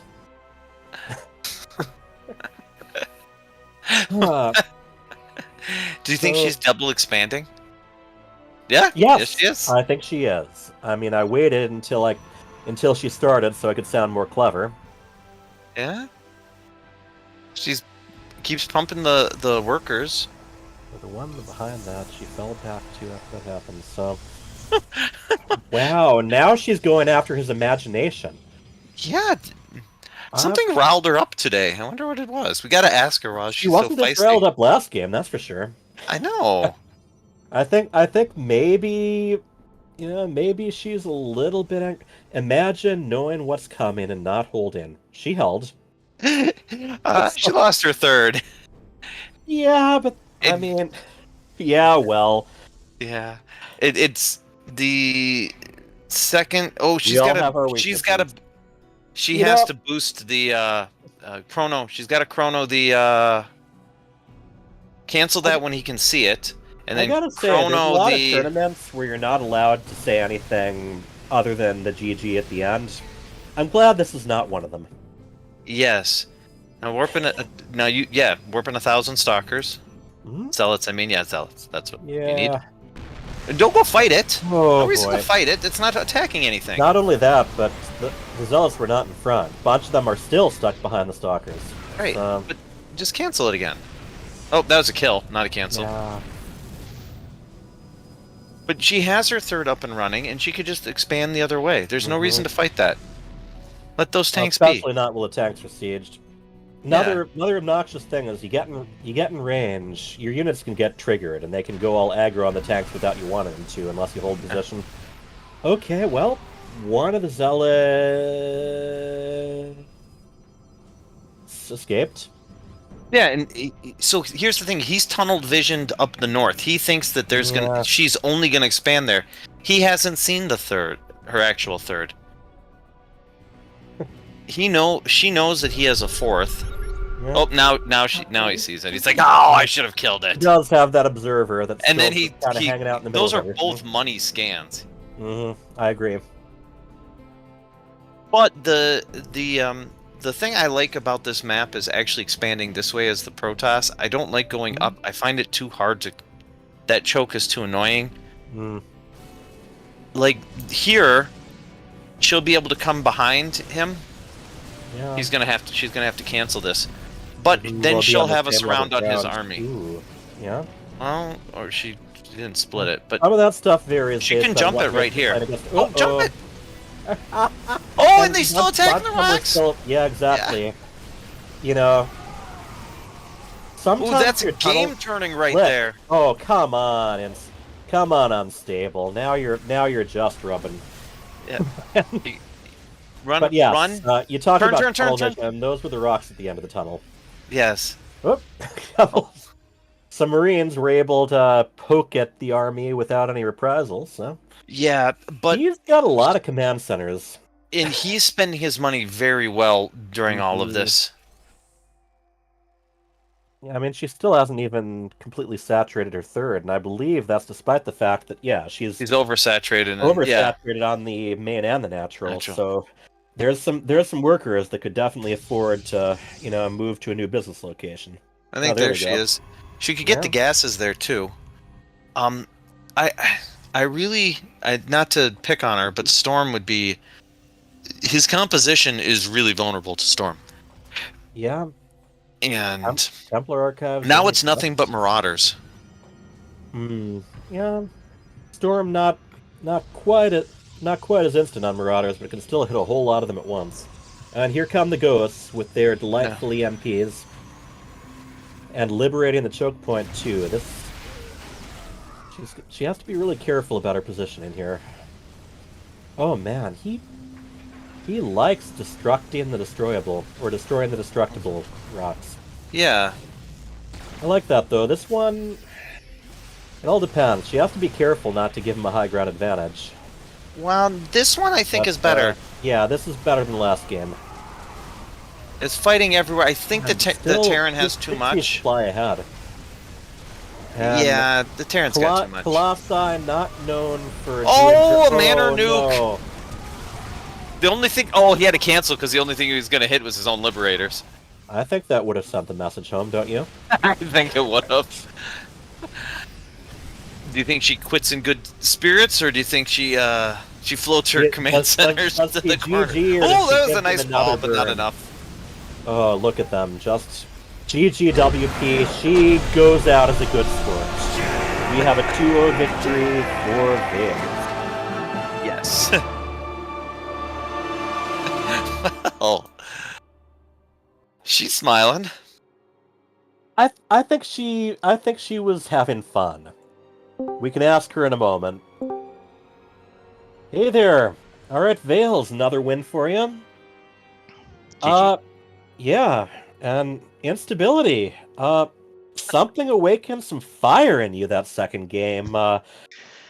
You were questioning his creativity. You were giving shade at his mother. You were calling him unimaginative, but at the end you did do the GGWP, so it went out on a polite note. What was the difference between the two matches? What got you so fork-tongued the second time around? Well, I was kind of really stressed out the first game, I think, and I just decided with the second game, I'm just gonna have fun. I don't know. Like, I'm just gonna enjoy myself regardless of what happens, and I think it... Sounds like you did have fun. You got quite the smile on your face right now. Yeah, it was fun. So, Veils, she accused you of, using the same build every time. You did use the same build the second time, but it still worked anyway. What build did you want me to use? Oh, I'm a neutral party here. Ask Instability what build she wants. That's what I'm asking. What build does she want me to use? Should I switch to Protoss? Is that what you want? I don't really care, honestly, but going for an NG block, 6 out of the 6 games I've watched you play against Protoss, it gets kind of One game I Marauder rushed, so you clearly didn't watch all the games. Yeah, so Instability, the second game, knowing that he'd use the same build, were there any adjustments you were ready to make for that?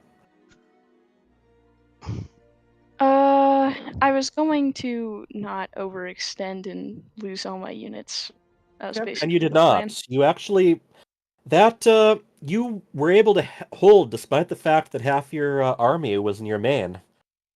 So that was impressive. You lost your third, but not bad considering only half your tools. And you also did not do too much. You did not go on a counterattack there, and we noted that. Well, I thought I saw a medevac leaving his base, and I thought it was a drop. That's why I split up my units. I didn't realize he was actually fully attacking. I guess I missed the ground force. So you've watched him play. I have a question. You know his Achilles' heel seems to be Storm, and you never got that. Did you? If you saw this, was this like a planned attack, or is this just your best build and you thought, screw it, I'm going to go with it. This is what I do and I do it well? Yeah, having not practiced for a very long time, despite knowing his weaknesses, I just sort of fell back on what I know best because I wasn't sure I could pull off anything that I'm not completely used to right now. As a man with one build, I can appreciate that. Vales, did you have anything special ready for her? Or did you just do the same thing like, hey, listen, she's got to stop me. I don't have to stop her. Builds as long as I need. Yeah, you do it well. It works. Might change, right? It might change. We'll see. Yeah. And fantastic cancel on that nuke at the very end that was only going to hit your 2 liberators. Should have let I it finish. I should have let it finish, shouldn't I? Yeah. Yeah. A nuke This is puts an style. exclamation point on any game. So yeah, very, very well done. You were on a good roll. I'm looking forward to seeing the replay of your other match. Is there anything else we wanted to cover here? Nope, we've got... We have 4 more matches to go. That's right. Well, at least now Vales is done. He's in the UK, so he can go sleep nice. And What is play. Is it 2 a.m. now? Yes. And good luck to you, Instability. You get 3 more games to end the season. You're still in the playoffs, but you're at the edge right now, so just be very careful. Because you got Dark Menace coming up in Neutrophil, and then the very dangerous Sir Malignant, who wants to ruin somebody's season. Let us know if you want to do some more custom games with Greenpire, okay? We'll pass the word along. All right. Yeah, we'll see about it. Okay. Okay. Onward. Right. GG's. What is our third match going to be? GG's. GGW's. Do we want to get some of the kids on? So, yeah. Yes. Let's look at the next on the list here. We do have. Who's the youngest ones here? So we do have, right? Yeah, Stu Blue. If she's, I believe that one was that rescheduled or was that ready? Because I don't see them at all. Everything's been rescheduled at least once. Yeah, I didn't see them at all. I thought they were about to play, so we didn't hear from them. But let's worry about that later, because neither of those guys are here. What we could do? How about Deepu the Archaic? Yes, we can do that once he gets on. But for now, we do have 2 replays. So. Which 2 replays do we got? So we got Deepu Mighty Ant and Vales DLS Missile. It may make sense to play the Vales game because. Just finish it up. Yep. Yeah, let's do those 2 real quick, and then. We do have the Grey Stu Blue. They played on replay also, so we can play all of those. Whenever. Yeah, so I only have the replays for. Let me see. So actually, there might be all the games. Because the Vales, I'm just gonna look for the rest of the games here. Is Deepu the Archaic replayed, or is it? I have Deepu Mighty Ant, so Deepu the Archaic can happen once we see him. So I think that's the only live game. Oh, here. Oh, nice. That we may have. So let's play one of the replays first. So let's do Gray and Stu Blue. Okay, let's go. That right now, or did you already download them? You can host if you have it. Go ahead and host it for us. Ooh, I get to test how good of an observer I am, huh? All right. Well, you can observe all you want, but the production is on here, so it'll be whatever I'm looking at. Oh, it is? Okay. That works for me. All right, here. All right, so Gray, Stu Blue, guys. This is their map selections. We're going to pretend. Show and folder. Yeah. We don't know what happened, but we can pretend this is right. I don't need to pretend, and I've also switched up the feature where it hides how much time is left. So, Tropical Sacrifice, Cosmic Sapphire, and Waterfall. Tropical Sacrifice we just saw. Cosmic Sapphire. That one's going to be a hard map for Stu Blue. I think all of them are going to be. I wonder why he picked. It'd be very interesting to find out why he picked Cosmic Sapphire. I think Stargazers or something with one of the ones with a pocket like Inside and Out may have been a little. All right, so you're gonna have to make a party and then just invite us to watch with others. Yeah, I'm or something. Trying to find the name. I mean, Moon. Yeah.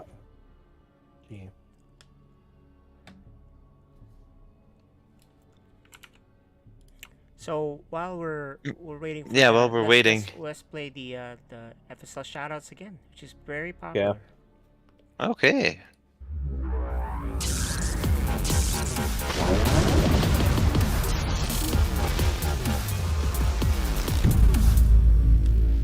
Alex, I just heard that. I think it's your dad, right? Yes. Yeah. Hey, Turtle, what's up? You like watching my videos. Oh, I'm trying to That's get awesome. them to Thank you show so up much. after copying the red Facility, folder. Stu Blue and Neutro Phil. Good luck in the FSL. I'm so glad you guys are doing this. Hello, Meadow. Thank you for being my fan. I hope you can keep cheer for me and have a nice day with StarCraft. For you, Meadow. Hello, Meta. Keep playing StarCraft 2. Hope you enjoy the game. Hey, Dark man, keep playing Turk. It's fun and hopefully you'll get some good results. I'm cheering for you.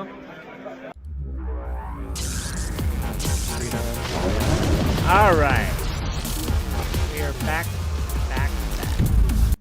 Oh, Yeah. Oh, Back, I gotta. All right, need you to accept my invitation? I did. Okay. Listen. Watch with others. Game 1. Game 1. Sacrifice. Let's go. All right. Yeah, here goes it. And you said we usually start at the left, right? Or... Yep. Yes. Top left and then bottom left. Okay.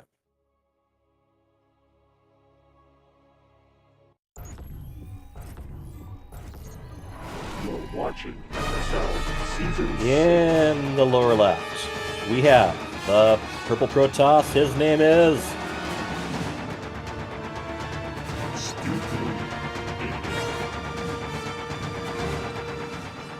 And in the upper right, we have the orange Zerg known as... Gray. Alrighty.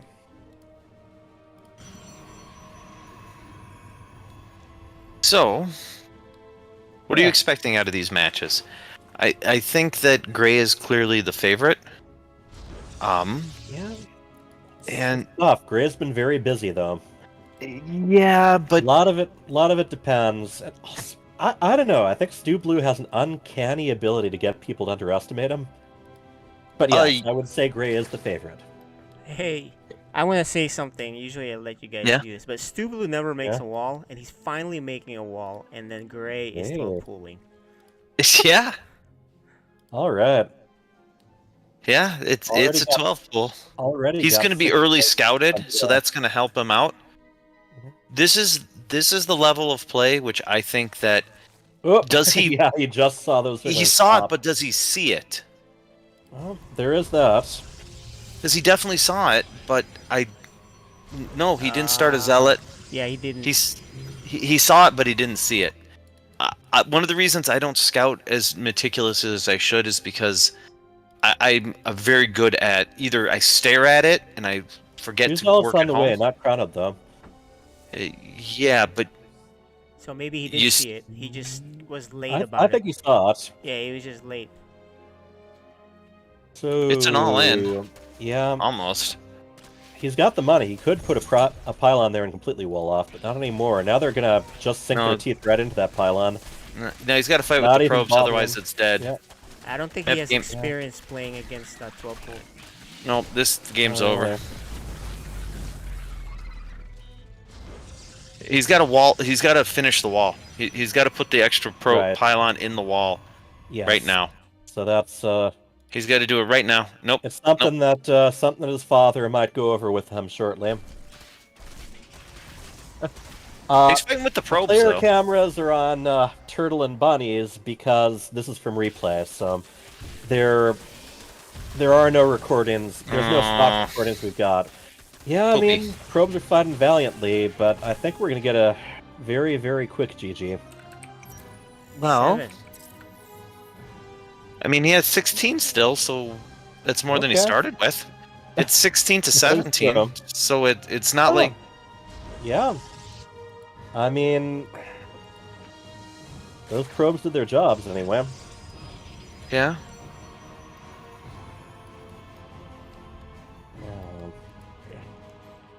So guys, here's the thing about this PVZ. right? Yeah. Yep. The fact that he didn't build his wall at the bottom means it's hard for him to get an expansion. That's the biggest thing, besides just losing 7 workers. So Yeah, that's a typical idea. This is, this is where you want to wall off. You're against a Protoss, or Well, the thing is, he's got to build drones, so he's droning heavy behind it. He could just go. This is enough that he could just go down and fight them. Yep, he could. Especially if he's able to fall back a little bit, but he does not want to get surrounded, especially not if there's only one unit. Yeah. But he's chasing them away. Yeah. Yeah, hey. But like now he's gonna get surrounded. Come right back. Yeah. But the zealots could. This is. It's an interesting one. The problem is Gray's really pulling away here. Grave decided to go ahead and drone up, so he's got a pretty well saturated natural where. Yeah, looks like Stu Blue is only just now thinking about expanding. And he's still 150 minerals short. Oh, wow. Stu Blue has had some very brave probes this game. An Oracle. Interesting choice. Yeah, it's tricky because, if you don't manage it very carefully, it'll waste most of its energy against the Queen. Yeah. Not to mention the fact that, Spore Crawler's already going up.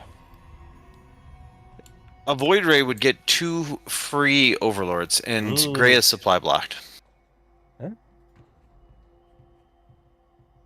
Sure enough.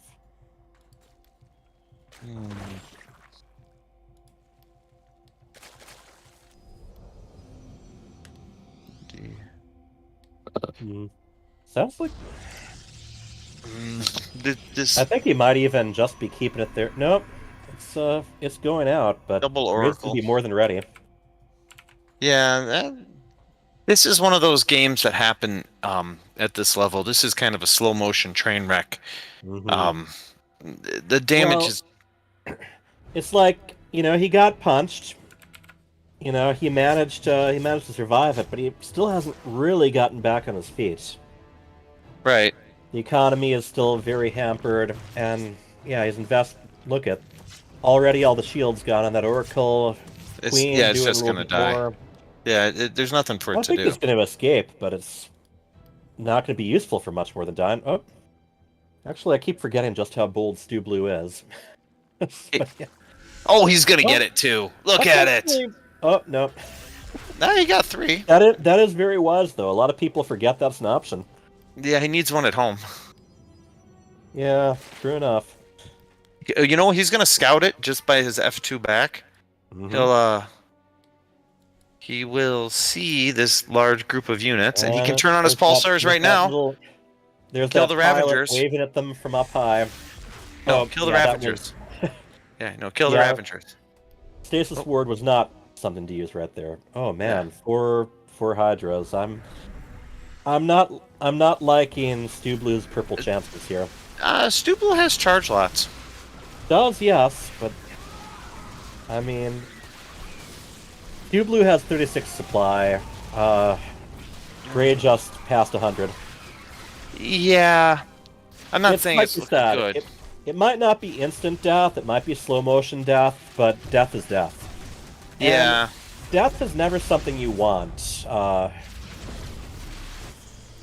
All right. Well. Yeah. And there goes the Nexus. He is now almost to 5 times his opponent's supply. Yeah, and he's not okay. He's not GG. mining. Yeah. He knows a game when he sees one. All right. Yes. Okay. So, yep, got jumped on early. Yeah. Let's. I wonder how he responds in the next matchup if he. Hopefully with as much taunting as instability had, but he's more the silent type. So. Yeah, I think he has a little less pep and vinegar in him than she does. So. We'll see, but I expect We're the on same. Cosmic Sapphire, which, as we like to say, you know, we've seen Zerg do pretty well here as far as the FSL goes. All right, in the top left, we have the purple Protoss. His name is Stu Blue 88.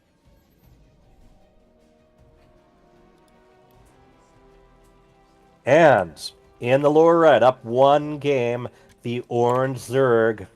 People call him Gray.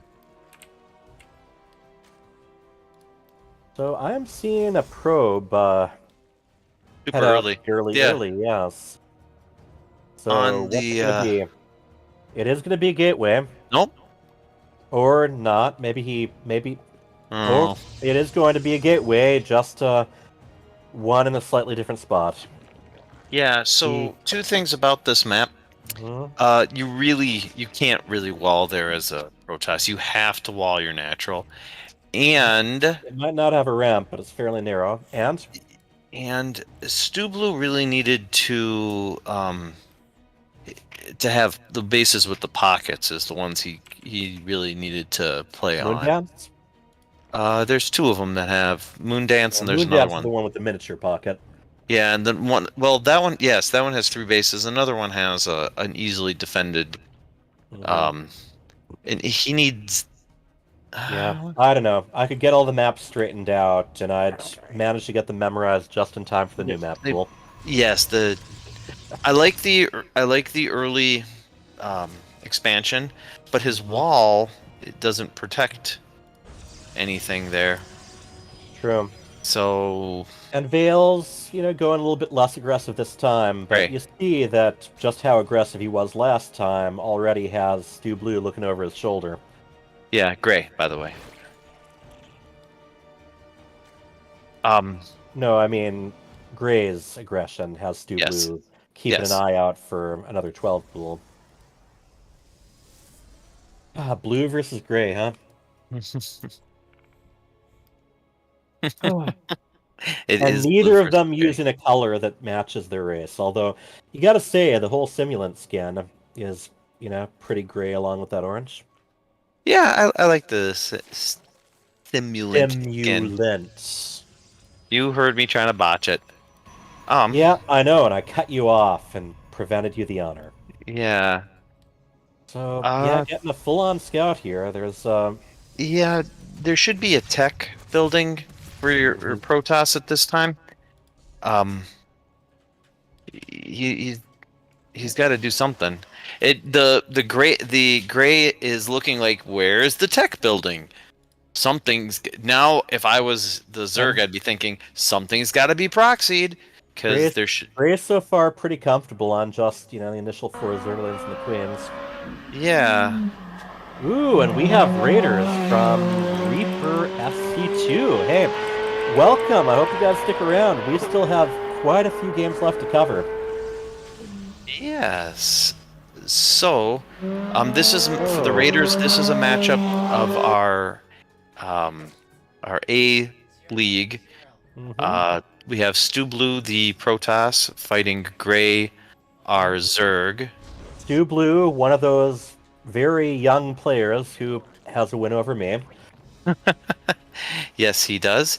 Gray has a little bit more of the wisdom of years. Okay, we do have the Robo down now. So far, Gray's been with this pretty well. He knows that he hasn't had any reason to even make an army just yet. And there's that's no the reason advantage to. of having, yeah, exactly. And he knows that because he sent that Overlord right through him, and there were no stalkers to deny it. Yeah, and he didn't see anything, so I think he's feeling very comfortable. I thought he would be like, well, there's got to be, a Stargate or something on my side of the map, but no, he just. Yep, he's only now putting down the spore crawlers, so his game awareness here is really impressive. I expect great things from him. Yeah, or maybe just taking his opponent a little lightly, which is fair. Yeah, which Stu Blue has taken advantage of before, but right now, I mean, He seems to be having trouble really even deciding which way to go. He's definitely he enjoys his mass gateway, and that seems the direction he's headed. He's Charge charged. started, yeah. But he's down 20 workers. Yep. Some Zerglings to peek around. Get shredded for their trouble. Yeah. Well, yeah, he knows what he's up against, but he's got to make sure to get some units out now. No forges, which isn't the greatest. We have +1 missile for the Zerg on the way, which Gray is still taking things like it's a regular game. Yeah. Well, I mean, he really isn't okay. Now 12 Zerglings, but he was really taking his time and focusing on the upgrades first. So if this wasn't from replay, I would definitely tell him that his awareness of what was going on the opposite side of the map was just magical. Yeah. I'm thinking that he's playing it a little bit like he realizes there's a little bit of mismatch in skill. I think that Gray is probably pretty close to a Code S player, and Stu Blue just moved up from Code B, so... He's up there. I mean, his biggest obstacle has just been scheduling lately. So, yeah, let us see. Stu Blue's moving out, and he's got himself a little army. On the way. Charge is done, but I don't think this is gonna meet much success. And hops right onto the creep. They haven't. Yeah, it was a little bit. Always a little bit tricky. Being ready to take your guys off attacking the rocks, but I mean, he's got a pretty good. Somewhat concave anyway. Stu Blue's making his way through some roaches. He could have walked into the natural. Much untouched. He could have walked into the natural there, but I think the reinforcements are going to be too much here. Yeah, as long as they're on the creep, these roaches have the speed upgrade too. Yeah, that eliminates the army. Yeah, I don't. That was his big chance. If he could have wedged himself in between the natural and the third, there's that Got kind of 3 zealots turning around and heading straight home. Yeah, but it doesn't. It doesn't matter. Look at that Artosis pylon. He's probably not even his game's probably going to be over before he even touches that. But yeah, he could warp in. I would love to see that taken out. Yeah, he's got a lot of money to warp in, so the SimCity here is a little bit annoying, good. but honestly, it works against the zealots more than the roaches. Yeah, look at just step, step, step, pow, step, step, step, pow. Yeah, the Immortal is there. It's going to do some work. I mean... Some work, yeah. Shield battery would be even nicer. He lost both of them. Yeah, I know. It's like... Yeah, this... And this is... Will they destroy that pylon before the game ends? That's what I Maybe that's what ends the game. Maybe. I mean... Come on, just ignore the side... Oh, yep, GG, the pylon lived. Yeah. Alright. So KJ Gray with that 2-0. Kind of what we expected. Are we ready for the Archaic versus... Got anyone in the lobbies yet? I do not see anyone in the other chats yet. It's not looking good, but I think we do have the other replays just to go through, so let's go to the... I mean, if I get to go to bed before midnight myself, I'm not going to complain. Here, Archaic is asking about it. Is he up against again? Okay. Yeah. Let's We gotta find an opponent for him. Deepu. Deepu? Deepu. Right. Well... And Deepu goes by so many names at once, I can't even remember which one he uses on Discord. Let's go with the Deepu versus Mighty Ant game next. Alright, we will do that. We still have the party. Here, map 1. Do you have it? I have it. Perfect. Woo! Let's go right into it then. I have my my beautiful replay collection. Although I'm very tempted just to accidentally click on one of my own games, and one of the ones where I looked good. I love, So, Deepu versus Mighty Ant. This one was one of the ones I was looking forward to for tonight because Mighty Ant and Mighty Deepu. Ant random again. Yeah, Mighty Ant and Deepu plays Deepu style. Well, yeah. You know what Deepu really does? Oh, here I gotta start talking again. So, in the lower left, the green Zerg.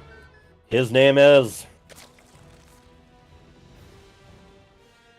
And in the upper right, the pink Terran. He calls himself on occasion. Alright, back to it. So, yeah, Mighty Ant has been kind of doing what I've been doing. He hasn't quite really settled on what he wants to play as. So he's been having some fun with random. Deepu, meanwhile, yeah, he plays...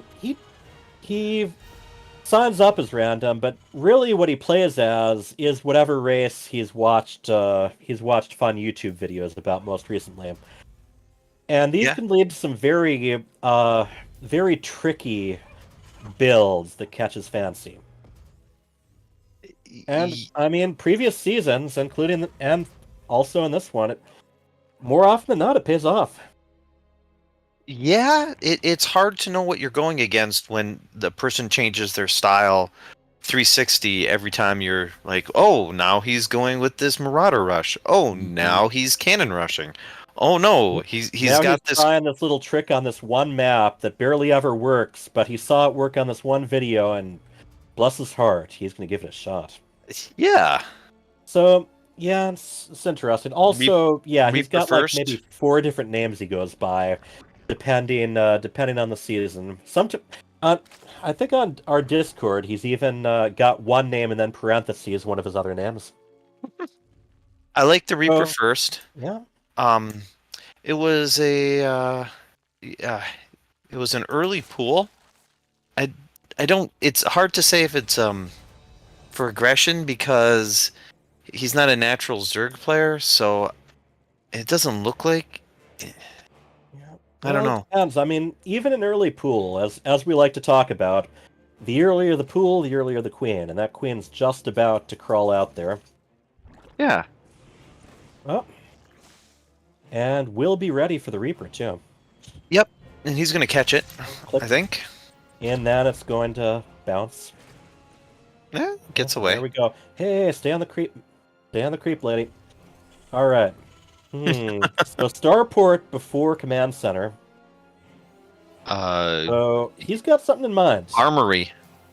Armory as well, yes. Widowmind. Cloak, Widowmind drop. That's definitely what this is. Clever. Bunch of slow lings chasing after the Reaper. Very good at separating. Gotta say, Mighty Ant was very good at separating the wounded one. That can be tricky. And, Mighty Ant's got a lot of money. A third base, a tech, something. I don't get what he's doing. A lot of drones to keep the money coming, but yeah, I would definitely. It's past the 3-minute mark. You know, usually unless you're going all in, you want another hatchery down by this point. But it's past the 3-minute mark, and he only has 17 drones. So yeah, not a single one mining the natural yet. This is an all-in without an all-in. Something like that. Speed's not even only half done. Yeah, not even. Yeah. So, and the Reaper. The Reaper goes down, and that will be a spiritual victory. This is exactly the type of gong show that I expected. That was really nice. But the other, they're gonna get busted on the other one. Oh, in that. And he's cancel. Is it a Bane bust? I mean, yeah, I think that's what he has in mind, but that's too many Marines. Honestly, you might want to have the Banelings ready to go before they're already in the natural. Well, I mean, it works if he had complete control. If he had like 40 Zerglings up there, you can morph from there. But did he have 40 Zerglings? No, he did not. With 6 Zerglings defending them, probably wasn't going to work. With I see the Thor on the way. That's the other benefit of the armory. Yeah. So I like the fact that they're both. It's a very up front. That's interesting. It's a very even game, but completely back and forth weirdly even. If I these mean- banelings can hit, boom! Okay, you see, I was going to correct you and say that wasn't really the case, but now it's back and forth. neither. It's like Can't the queen just walk up and kill all of this? I don't play enough Zerg. It would have to get around that circle. No, now, what he it could just shoots do, through the circle. What he could do is lift up the spore crawler and just move it forward a little. Well, can't because the queen... liberators do not attack buildings. I think, I could be wrong, and I oftentimes am, but I think the liberator is a little bit. Oh no! Yep, you see him? You see him? I was right. That queen died. He should build more queens. He should move that spore crawler forward. I think he's forgetting he can do that. Because I thought See, the whole look at that. At an angle, yeah. That's what I said. Go around, but it's weird. It's it's the old But he's pulled the boys. Look at this. Around. He pulled the boys. Oh, Deepu. Boom. And so those boys, not only there to soak damage, but also to repair the Thor, which can also be momentarily picked up by the medevac when needed. Oh, he needed to so he needed to use the banelings on the. Got an answer for that, Thor. No, he needed to use the banelings on the SCVs, workers. Yeah. Ooh. How often do you get to see SCVs kill a spore crawler? Not often. That was one of the nice treats. I wonder if that move was from YouTube as well. Yeah, this game's over though. Yeah. Thors are very healthy, very well armored. They fire slowly, but each one is there you go. Yeah. Nice GG. So shouldn't that? Yeah. David, for your play, I'd like to bring up that they both 24 drones is in a 7-minute game. So you're saying that some people might not consider that sufficient? Yes, that's what I would say. I mean, I could argue it, but I gotta give you would. Yes, I know you would argue it, but you'd be wrong. Always. And that's the fun part. I don't care if I'm wrong. And in fact, oh boy! And if you want to see someone wrong, wait till we get some Brood War custom matches set up, because I want to play the way I've always been playing all these 25 years. I do not want to play the way Dan says to. Anyway, in the left. This time playing as a pink Protoss. His name is Deepu. And on the right, the green Zerg calls himself Mighty Amp. And meanwhile, for the fun of it, I like to call his opponent Winnie Deepu. Winnie Deepu. It hasn't really caught on so far, but I wouldn't be surprised if by next season he actually adjusts his tag. So did Mighty Ant random? Did Mighty Ant random into this? I believe Mighty Ant did. I don't think Deepu did, but I'd have to double check. And so it's a cannon rush into a 12 pool? Over pool? No, it's just gonna straight 12 pool. So that should when cheese clashes with cheese? Yeah. Alright. So, oh boy, he's trying to find a nice hidden spot, but that Overlord had different ideas. Yeah. Huh. Is he just going to drop it there? I think he saw the threat, so he went ahead and... Yeah, he's just going to do it, YOLO. Yeah. I mean, it's a good place for cannons in between your opponent's bases, although you really do want them in some spots where there isn't a surface area. And so that if that pylon was maybe a little bit closer to a ledge or the minerals. No. Lings are going to get up. It's nothing. But here's the question. He hears it. He can see that, can't he? No, he can't see it. He's just going to stumble into it. It's one of the fun little things. Well, he's going to see it now. Have much less vision Yeah. before they're complete. Um. Yeah, I think he's got this. Plus, he limited the probe, so that really limits what he can do as far as more cannons go.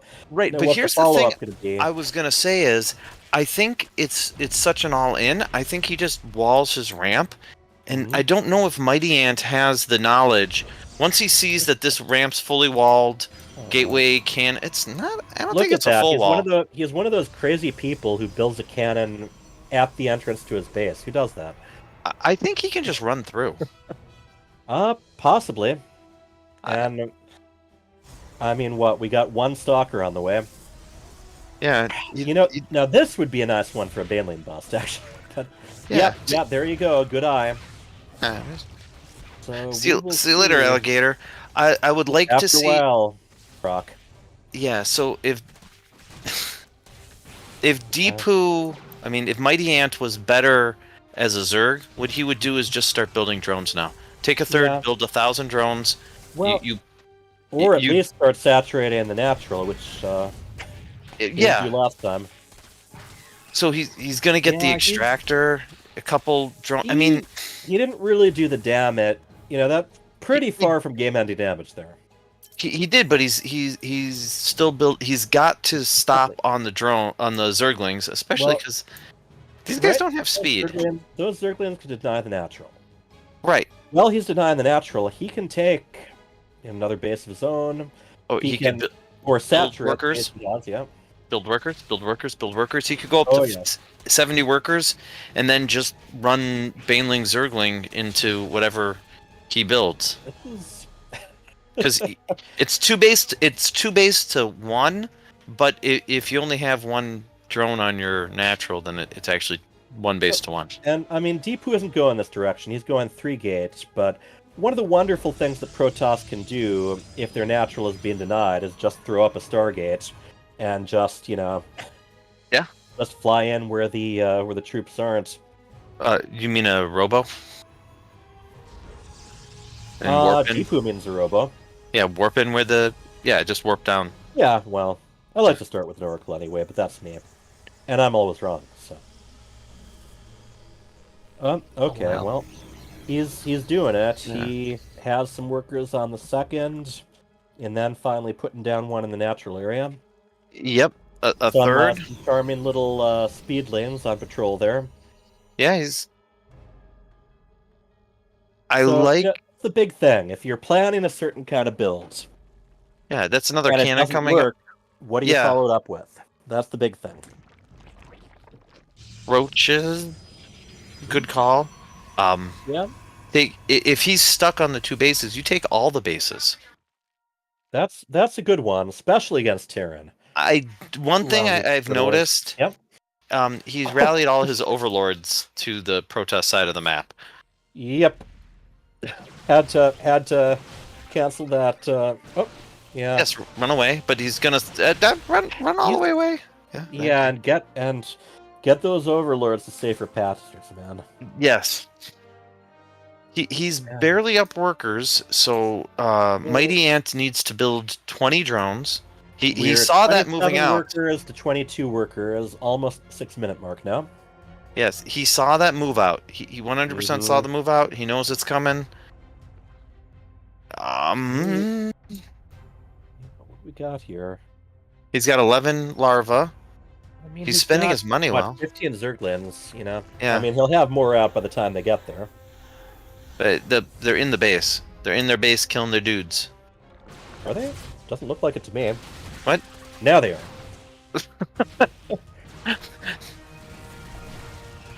Alright. Yeah. And don't come back. Yeah, I think the game's gonna end though. Those 4 stalkers are just. It might, because Deepu has nothing in production right now. Oh, okay, sorry. Now I see the dudes that were killing the base. Yeah. Well, that's what happens when I'm not sharing a camera with someone who knows these games better than I do. Yeah.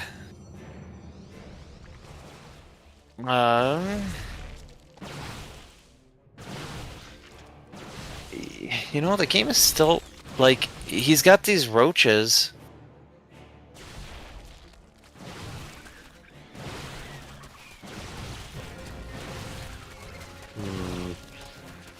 F2 would be a useful skill here. Yeah. One of those beautiful skills that you learn, then have to teach yourself to forget, and then you have to remember again at some point. Yeah. So, we'll get 19 workers. Oh man, you could keep them close to the queen and do some healing. I haven't seen any transfuses yet though. I don't. I mean. Oh, it didn't have enough energy for transfuse. Yeah, I still think he's going to be broken here.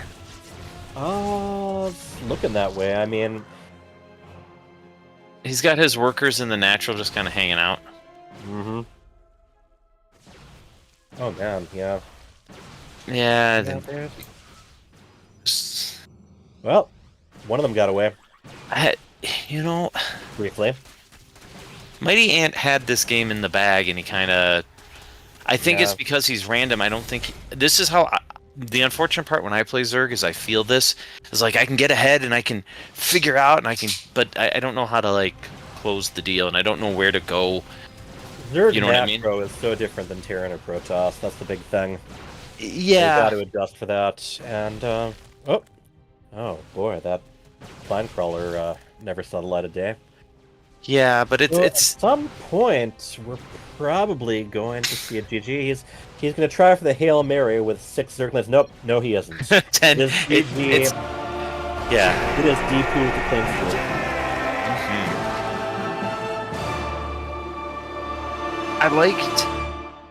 I liked Mighty Ant's idea, and he really got ahead.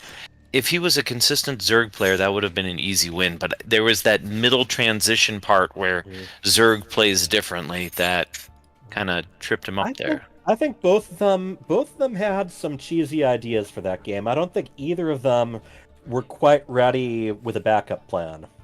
I would agree. You know, yeah, guys, Deepu had time to try out the nice bread and butter, and it worked. Yeah, War Bunnies is right though. I know Mighty Ant says that Zerg is his worst race, and you can see right there, he was not spending his larva, he wasn't rallying to the right places, and he didn't have the instinct to drone up. So, yeah, it's a different. Yep. And Terran I don't know and if he went random or not, or I don't think he would have selected Zerg, so he probably went random. I know he was random the first game. I believe he was the second game. Okay, so then he unluckily got his worst race 2 games in a row. Yeah. That's the risk you run. That's right. Is everyone here for our? Well, it looks like the Deepu game and the Archaic is not gonna happen tonight. We'll reschedule it, so we'll play the other replay. Okay. There's another? Actually, wait a minute. Is there another one? I think that was I that did not. I didn't download another. Yeah, let's go through the lineup. Right, we saw the 2v2 play. Why don't you guys talk about what games we saw tonight? Okay, sure. so Let's talk what has already been. Valhurt versus Mystic Fusion with that was a pretty action-packed 2-1. game. Yep, a 2-1 for Valhurt, but really back and forth. We saw Vale's do instability. Yeah, he managed to dominate pretty well there. We're not getting Deepu versus the Archaic, but we just saw Deepu versus Mighty Ant, with Deepu pulling out the 2-0, and Gray 2-0'd Stu Blue, but Vale's Diaz Mazel has not been shown. Yeah, I know, and I know he said one of his games was replay, so I do not see those replay files in the chat yet. What are you talking about? What was replays? DLS Mazel versus Vales is the other one that was already played. Oh, okay. So that one we can play then. We can definitely play that. I think I have that You have somewhere. it? Yeah, let me go look for it. I thought for sure. Check that I under the had that. table. That's where I always find that stuff. Got it. Or check in the back somewhere, right? Oh yeah, yeah. Check in the upper left corner alongside those banshees. It might The just hidden be Banshee underneath corner. them. Yeah, listen, from now on, that's the hidden Banshee corner. Oh yes. No matter what map, no matter whether there's a Terran plane or not. My wife's like, I think we should live there. Oh man, Banshee Corner. I mean, that Banshee. sounds like a resort place, doesn't it? Like in Ireland? You know, come visit scenic Banshee Corner. All right, I have the Vales DLS Missile games. Okay, ready then to you go. can host the replays then. That's right. Let me just get that set up while you guys. Yeah. So, what maps are they on? Hold on a minute. Let me see if Okay. they have the Here. map selection somewhere. Did they? Yeah, they do have it. So let me show it on screen. There it is, the map selections. You guys can talk about that real quick while I load this up. So hang tight. Yep.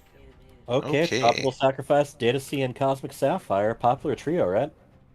Yeah. I wonder why people always, especially at our level, I wonder why they avoid the more interesting maps.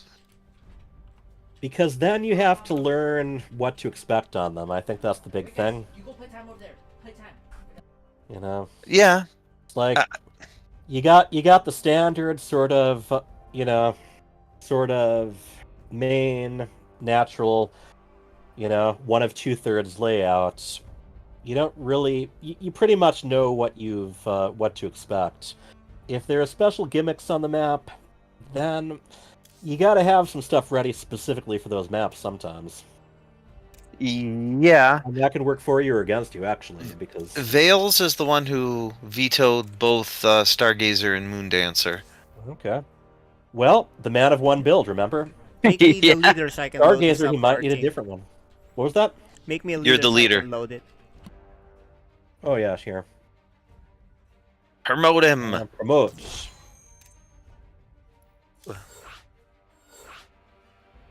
Accept. So... this one could be very interesting. Yeah, these guys are pretty evenly matched. And Terran versus Terran on top of that. You know, at Code S, we have seen some very competitive, very drawn-out, very brutal TVTs so far this season. Is Mizell feeling good? Oh, I'll let you guys know. I don't know. He's not playing right now. In the lower left, he is the Red Terran. He is called DLS Mizell. And in the upper right, he does not want cheese this game, allegedly. He is the Blue Terran. He is Vales.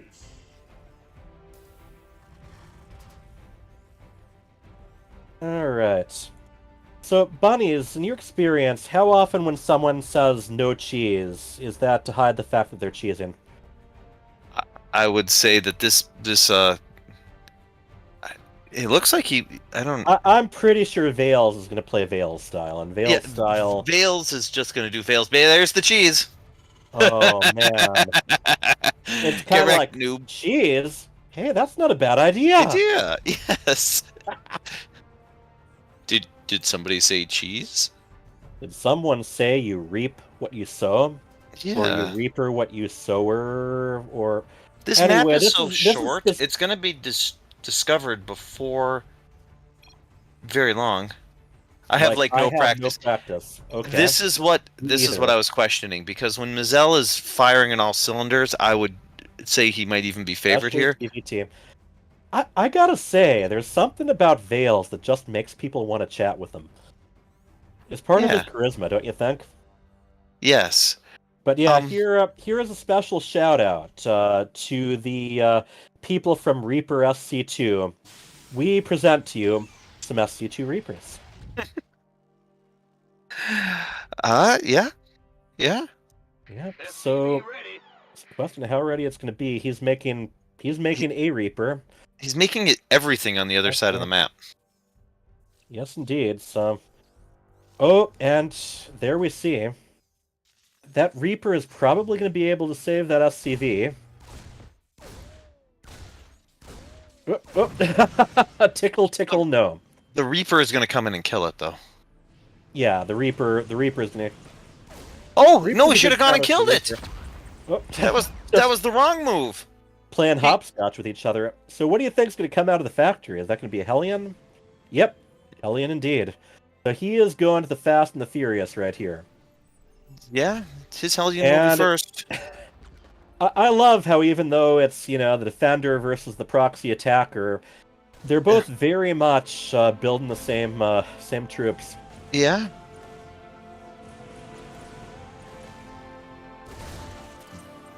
Two Reaper, one Hellion. Yep. Vales, however, I mean, DLS Nacelle is building command center behind all this, so yeah, what a clown he's fiesta. not counting on the I love game it. to end right here, and I wouldn't expect it either. Oh, nope, that's wrong. Oh, you lost a guy for that. Yeah. He paid with it with his life.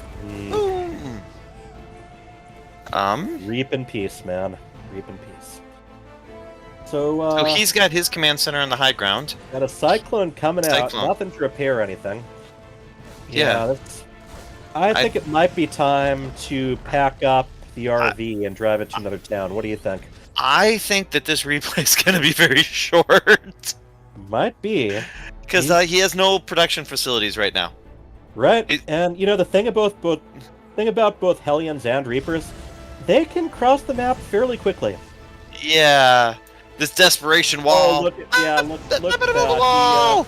The he Reapers goes aren't ahead stopped and by moves. that. He could walk right through. The Reapers could just go through. Oh, they don't even need to. Yeah, and on the other side, he decides to have a nice little Hail Mary play by bringing the barracks up onto the high ground, but he's building a Reaper, so I don't know if it even benefits it.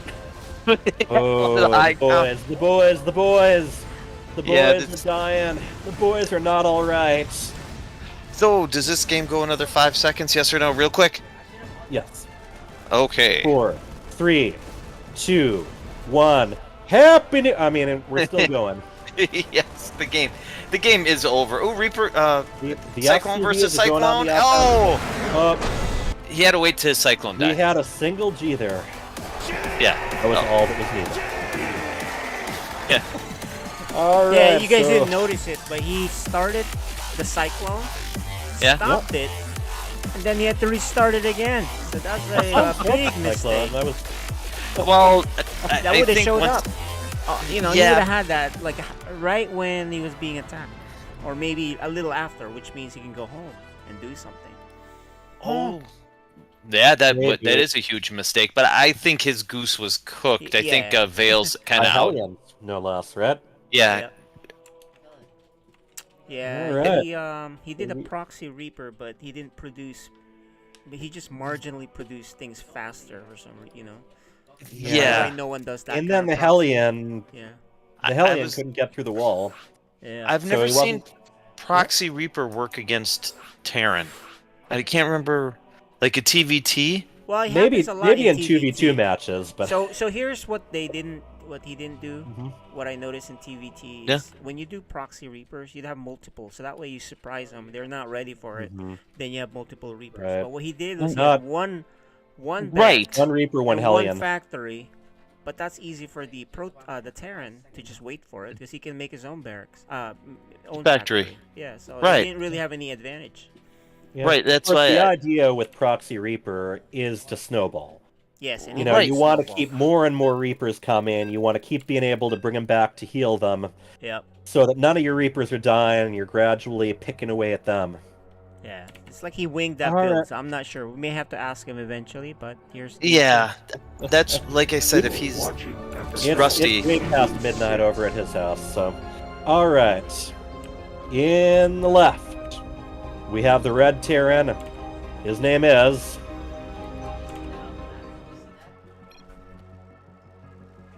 DLS Nacelle.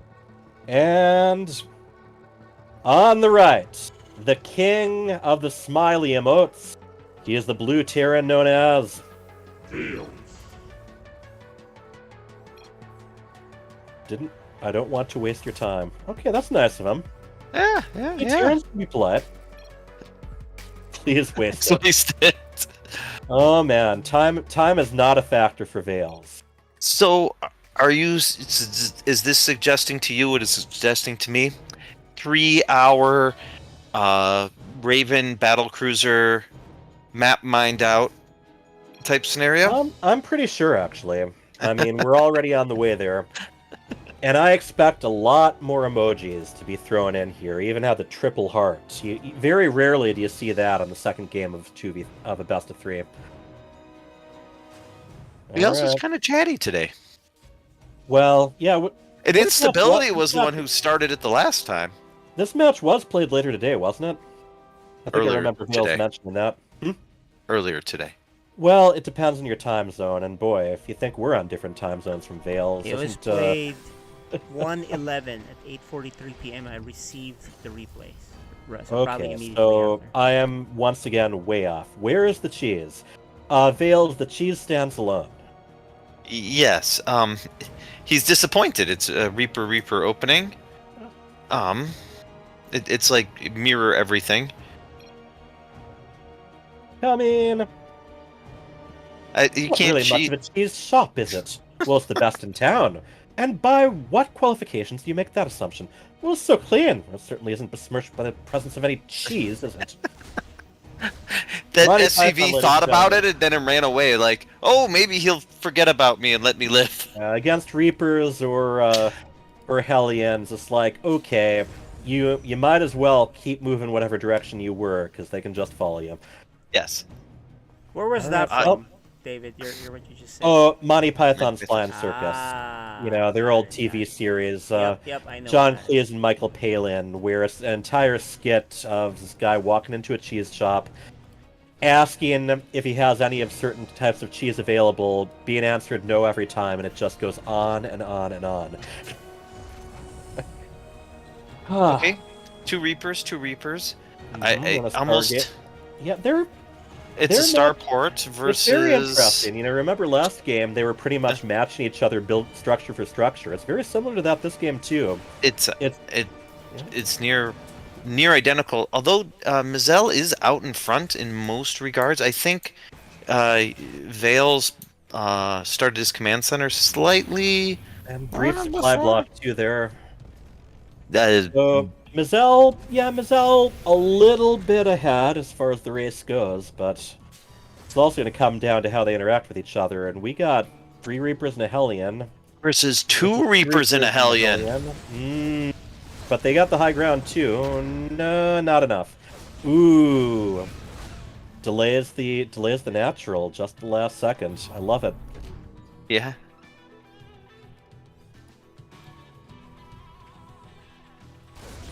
Is he gonna get it again? Oh, nope. No, but he's following up with a Liberator, so it's kind of the classic harass, you know? Have the speedy guys up front and have the Liberator set up its little circles of death in the back.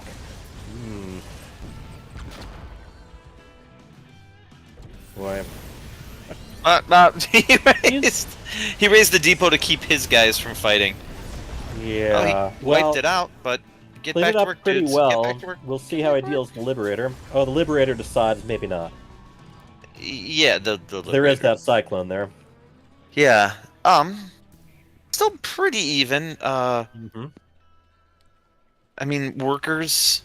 Vales has eked out a 3. Well, advantage. Vale's command center ended up Finishing completing just a second nicely ahead earlier. of time. What's Mazel hoping to accomplish here? My guess would be to be shot by a tank and then lose your units, but that's just my guess. I don't think there's much else that he could possibly think that's going to happen in this. I don't know. I mean, that Liberate, no tank to get shot by, but if he's lucky, that Liberator is going to kill 2 of them. Oh, there go the Reapers. He snuck right in. Wow. Yeah, I mean that's not bad. Oh, that's a lot of damage. And a Banshee too, huh? Oh, they're not. Yeah. But a Banshee without cloak. In fact, there's that tank upgrade done on either side. That tank really did work there. Yeah. Liberator. Oh, yeah. Oh boy. And there's no stem, so that I don't think they. Oh, Cyclone maybe. Let's see. Yeah, Cyclone will get it. Yep, the Raven helping keep it in view. So he got a 4-worker lead at the cost of his entire army. Yeah, I mean, and all of that was done with the 2 Reapers that jumped in and did all the work. Yep. And then the rest of the army's just like, hey, we want to die too. Well, he and killed so they 5 did. SCVs, and yet his opponent, has a nice 14 supply lead. Vales does get hit by another little 14 supply supply block. lead? Wait, actually, Vales doesn't even have a supply depot being constructed right now, so... Yeah, there we go. Now it's fired in. I'm confused on this. Who's supply blocked? Vales was. He did a supply depot call down. Oh. To fix it. There wasn't one being constructed until... Oh, okay. later. He's got There's a lot bunch for them more. to pay attention to, and these two like to hit fast and hard. Definitely. You know what's weird is it's like a mirror of each other. Everything they do is. I don't know. Liberator versus Banshee. Ooh, big difference. One, but it's only one of each. Yeah, the little flyy guys that only shoot ground units. Still, the only upgrade that's done now is concussive shell. So it's like, I don't know. I mean, granted they've got ravens anyway, so maybe it's just not worth it to get cloak. But yeah, well, I see more on the blue side. I mean, yeah, there's a lot more on the blue side. But once again, a good job cleaning up, but also once again, very expensive cleanup job. 19 SCVs down. Yeah. So, I think again he plans to try to hit back. Yeah, I think the problem with TVT is it's hard to go into the. It's always hard to break it. Oh. Yep. Looking around with the scan there. Yeah, so this might honestly, this might go on a little bit longer. I think on both their sides, I really feel like some medevac drops might actually get more done than just walking up to their front door repeatedly. You know, you're not a Terran if you just don't walk face first into the other Terran sometimes. Sometimes, yes, but you know, it is nice. That was a lot of tank volleys onto that. Yes, it was. And the and there's that not cloaked Banshee. See, yes. And now the Marines are like, well, we're on drugs, we can run. Interesting spot for that command center. Is turned into an orbital now. Secret base. Meanwhile, Vale's taking the more traditional third. It's a secret base there. It is. I don't know. Maybe he felt behind. It is kind of a sneaker. It's like when I see all these secret bases in these FSL matches, part of me just hears Winter screaming into his headset. But this one, I think, is the time I think it's useful because he was behind, and now he thinks Vales thinks that Mazel's just taking his third. Well, yeah, that's true. And the big thing is, and you can he also went ahead and took the space in between. He's got the command center there. Right. Well, you can also just use this as a mule hammer, just hammer away. Any orbital is good to have. Yes. Yes. So the problem is I don't. This is going to be tough to hold. It's 25 Marines to 9 right now, but there's more tanks for our Red Terran. So TVT is a very volatile matchup. It can be won and lost very briefly, and there's that medevac I was begging for. There's no missile turrets in the main, so this is gonna land. And, I mean, the way things are set up too, it's going to actually go around the range of that sensor tower as well. Yep, it's just gonna unload. There aren't many workers left in that. Those are pretty good against tanks, I hear. I've never heard that before. Huh. Think that the fact that the tanks can't shoot back is going to be a problem? Yeah, along with the fact that the Banshee wasn't able to shoot at them either, so... Yeah, this could be... This damage could be pretty game-ending. I think that he just wants to land the... I'm assuming what's going to happen is he's going to land this, do his damage on the other side, and then GG. There's some matches where you want to at least say, well, yeah, but you should see the other guy. Yeah, he fully turned around. Look at that. Oh man, that is a beautiful marine drop. I mean, granted, yeah. 65 supply to 162. Oh yeah. His guy's looking very rosy, but I mean, he did prolong his life a little. Yeah. That is what he did. I mean, he's super dead. Ooh. Do you think he sees it? Why is he headed there? Why is he headed to that secret base? Or maybe he isn't. Maybe it was just quite. I think it's just the way that the map is shaped. Yeah.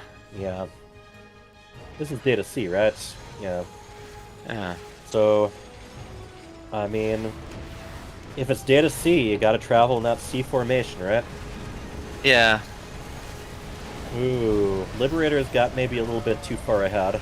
It doesn't matter. Not that. Yeah, exactly. It's like he could throw 100 supply away and still be winning.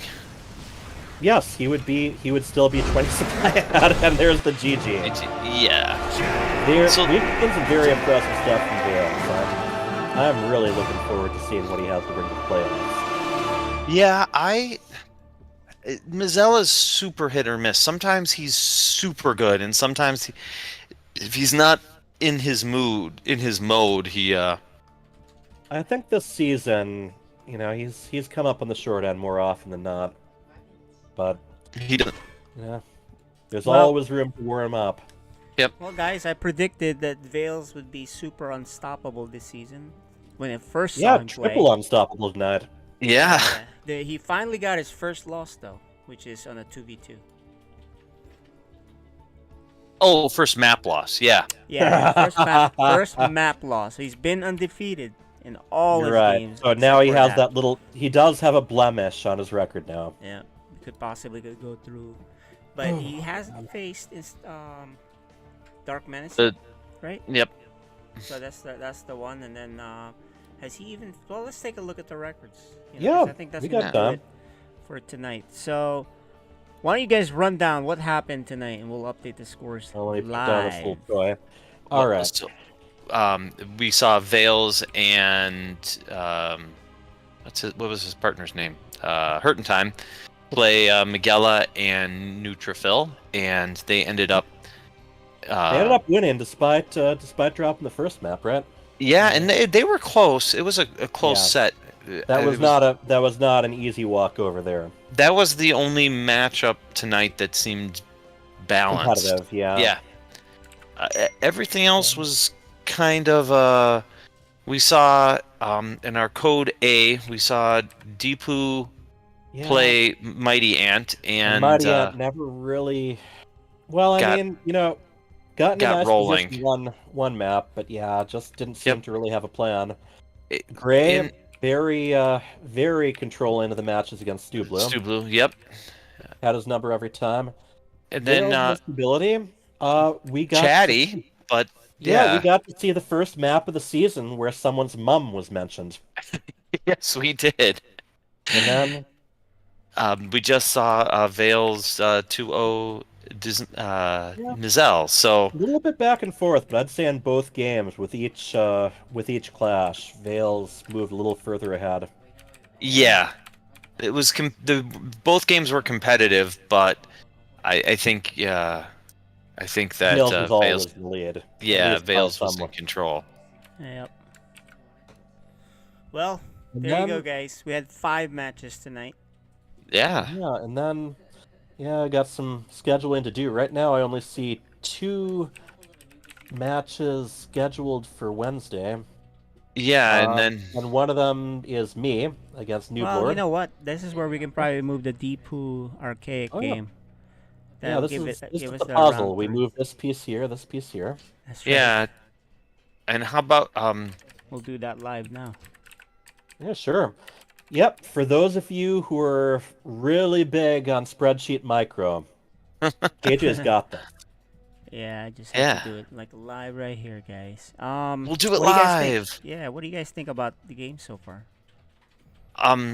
So far next week, or the games that are up there so far. I'm expecting to at least be able to keep track of what I'm doing next week. I've been playing a lot more, and I've been sleeping better. Nooblord probably holds an edge over me. Yeah, so And practice. What do we got next? JMPZ versus Hurtin' Time. Have we? What have we seen from them so far? Hurtin' Time hasn't had a good season so far. JMPZ, meanwhile, has come up short quite a few matches too. Right, so this might be pretty even. That would be pretty nice for them both to put on a good showing. I think the match of next week, though, the one that's probably more even, is the Archaic versus Deepu. Archaic normally sits on top of Code A, and Deepu's, I think, moving up this year, so it'd be nice to nice matchup on that who the one. gatekeeper next season's going to be, huh? Yeah. Who's casting that? I don't know. Well, wait. Isn't there... Aren't we missing... No, we're not. That's right.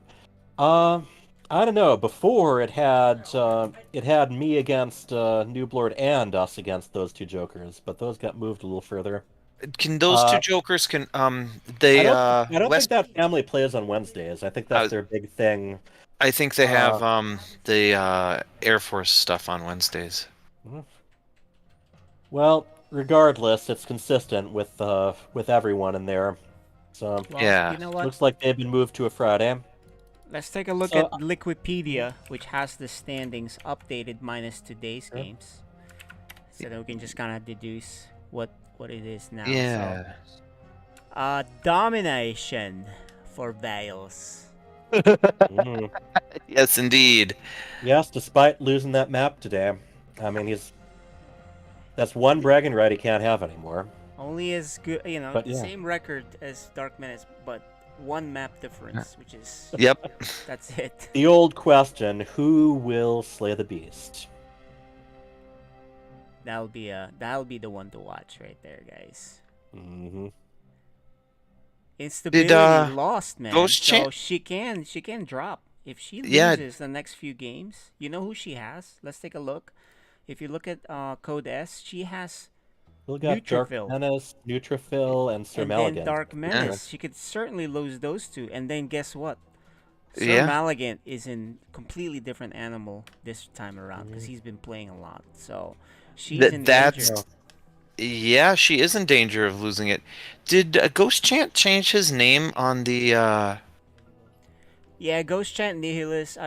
Honestly, we usually use the same. I don't know why it's listed here, but that was the registered user. Oh. So Oh, that's him. okay. That's him at third place.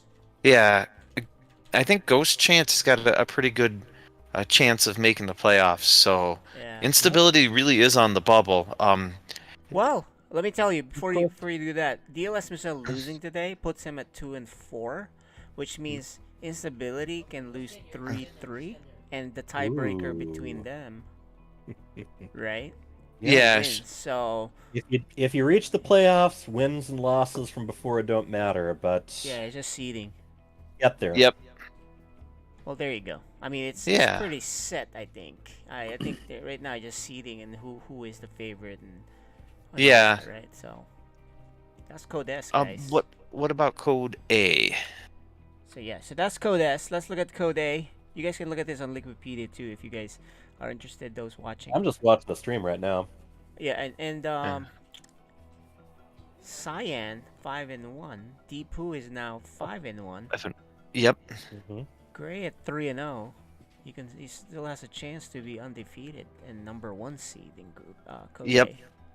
Yeah, like I said, Gray is going to have to do quite the gauntlet in the last couple of weeks. That's right. But he looks like he's capable. Looked very impressive, yes. Yeah, and, yeah. You know, And, like I the said, rest of such amazing game awareness. Mighty Ant is 3 losses, so he still has a chance, but I think Little Reaper, Hyper Turtle, and Stew Blue, they with have their games 5 against them? losses, are all out. If I'm Yeah, not exactly. Little mathematically Reaper was eliminated last week. right. And So Little Reaper still has to face Mighty Ant, so and Yeah. you know, so that's the thing. Mighty Ant, it's the battle for the last seed there, or last place, and Little Reaper has a very low game. I mean, underachieving season so far. Yeah, Mighty Ant, if he runs the gauntlet, he could still make the playoffs. He's got a lot of games left. True. He has to win all of them, I think. Yeah, yes, but yeah, I mean, yeah, that's winning is the solution for that. The Archaic and Nooblord look like they're in good shape, but it could, if Nooblord loses to Hyper Turtle next week, he's going to be in real serious danger of being on the bottom half too. The spoiler. All right. Yeah. Well, and Nooblord has to place Gray. Gray. So Nooblord can certainly be knocked out. The Archaic hop in there, and the Mighty Ant still has a very small chance. Yep, that's what I'm saying. So. All right. Well, that's code A. Let's look at code B. Code B is pretty small this season compared to the other leagues. Yeah, we haven't played many code Bs. So nothing really interesting there, except Kitty Cat Gamer is underachieving this season. But you know what's funny is Kitty Cat Gamer has played tough every one of her matches, and she's looked like she's ready to explode. I think that if you played these, especially because she's playing with her dad more, I'd say that Kitty Cat Gamer, if she played them now, I would suspect that she'd have a different outcome of those. She played early in the season. She's hitting her stride later on. So some people do that. Some people start to decline as it goes on. So that's right. You can be a very different StarCraft player after 2 weeks. Yeah, and that's sometimes what I'm for telling better, you guys. sometimes for worse. Yep. Watch Maligan's games the last few. Yeah. Spoil somebody. All right, and finally the 2v2. I think we all know what's happening there. Yeah, dude. Ooh. Undefeated. Those two on top. Yep. Although Bales and Hurtentime will have one loss marked up against them. Yep. Those two jokers with a absolutely unblemished losing streak. Nooblord and Gray today. Team Noka. Yeah. Yeah, they're pretty low for what they are, which is surprising. Right? Yeah, I suspect that they're gonna make a run towards the last bit of the season. No one's been eliminated, but it's only the top 4. I think Miguela and Neutrophil lost one today, but I suspect that Instability, Caliber C, Hurtentime, Miguela, and I kind of suspect Nooblord and Gray sneaking in the last spot. But we'll have to see. Well, you guys have something to say about that, don't you? We do, but we've been hit and miss this season quite badly. So yeah, you guys had a monster season last season or 2 seasons ago. The thing is, we're actually planning to switch back to Protoss Zerg. Yeah, and we've been practicing for that too. So we'll have to see how things get rolling. But no promises, but we haven't given up yet. Yeah, and I think our next one versus Chinpone and Fenrir. I think that's our next. We stand a decent shot against them. Yes, so we should be even 3-3, and then we'll see if we can win our last one to maybe sneak in. That's right. Well, yeah, so plenty of time, and that today is day 26. We're almost there, guys. If today is day 26, we have how many more broadcasts we got left? We got at least on the schedule.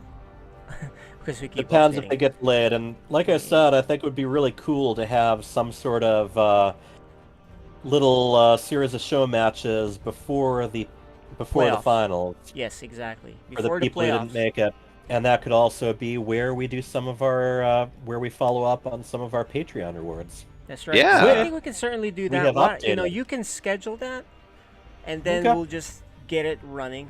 It'll just be broadcasted outside of the Wednesday, Friday, and it's up to you. Yeah, that's what I'm thinking. Figure out. And yeah, You have the ability now. You have everything. My wife dug these out of the basement, and I guess I'm supposed to show them on the stream. Oh, let's The check 'em out. Rainer and Kerrigan Funko Pops. Oh, I think I No. have one of those. Both of them, Jim, probably. I have to go now. End this thing, Sarah. Once and for all. Kerrigan's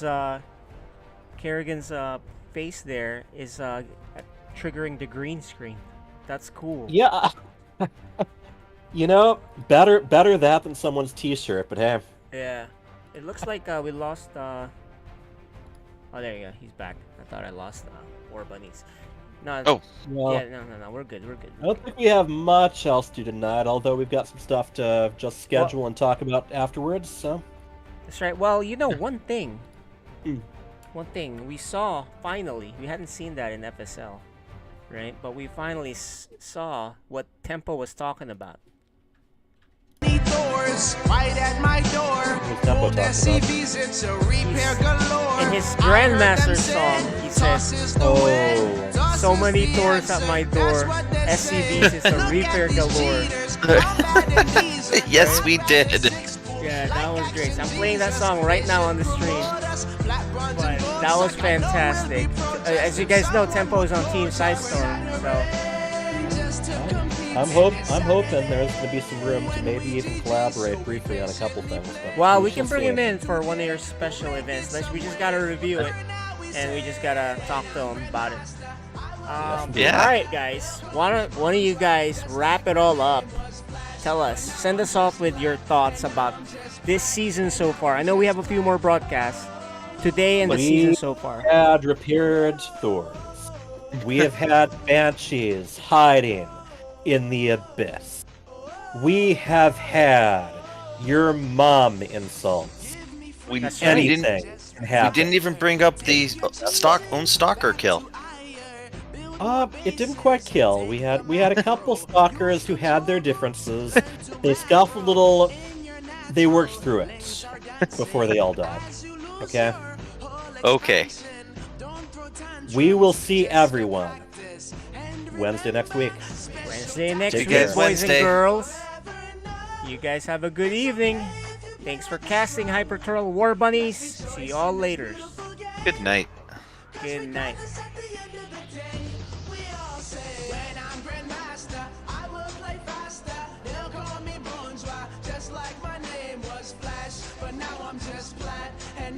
Just plat, and now I'm just plat. Oh, when I'm Grandmaster, and I play faster, and I defeat you. Don't you go getting all mad, or blame it on lag. Just wave your flag, just wave your flag. GG.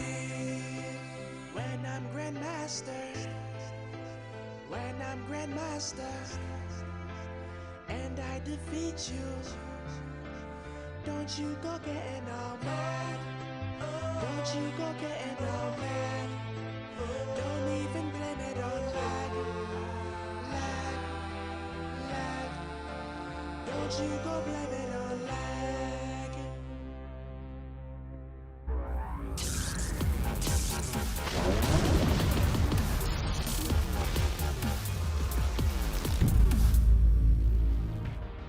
Sarah, what have you done? Kerrigan, the die is cast. This is the last day. Your swarm darkens the sky of any planet. Forget Minsk. Forget all of it. When we are done here, I will return to my people and accept their judgment. Command, we've found Kerrigan. She's holed up in a Zerg base. I made my peace long ago.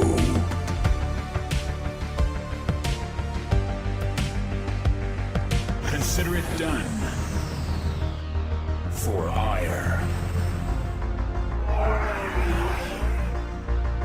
Indeed.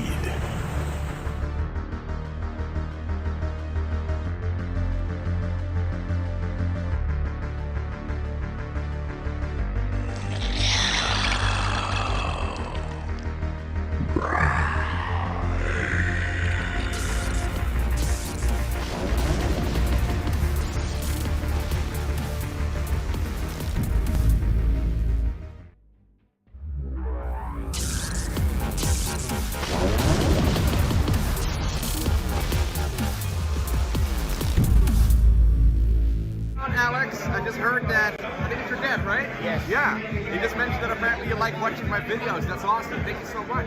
Instability, Stu Blue, and Neutral Phil. Good luck in the FSL Protocol. Hello, Meadow. Thank you for being my fan.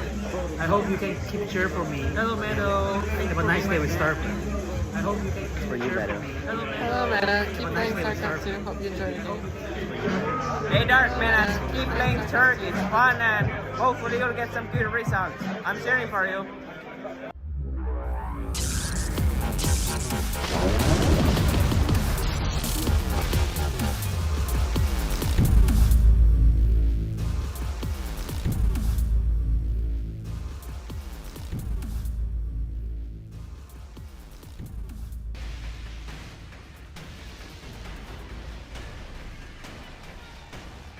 Getting like a normal person.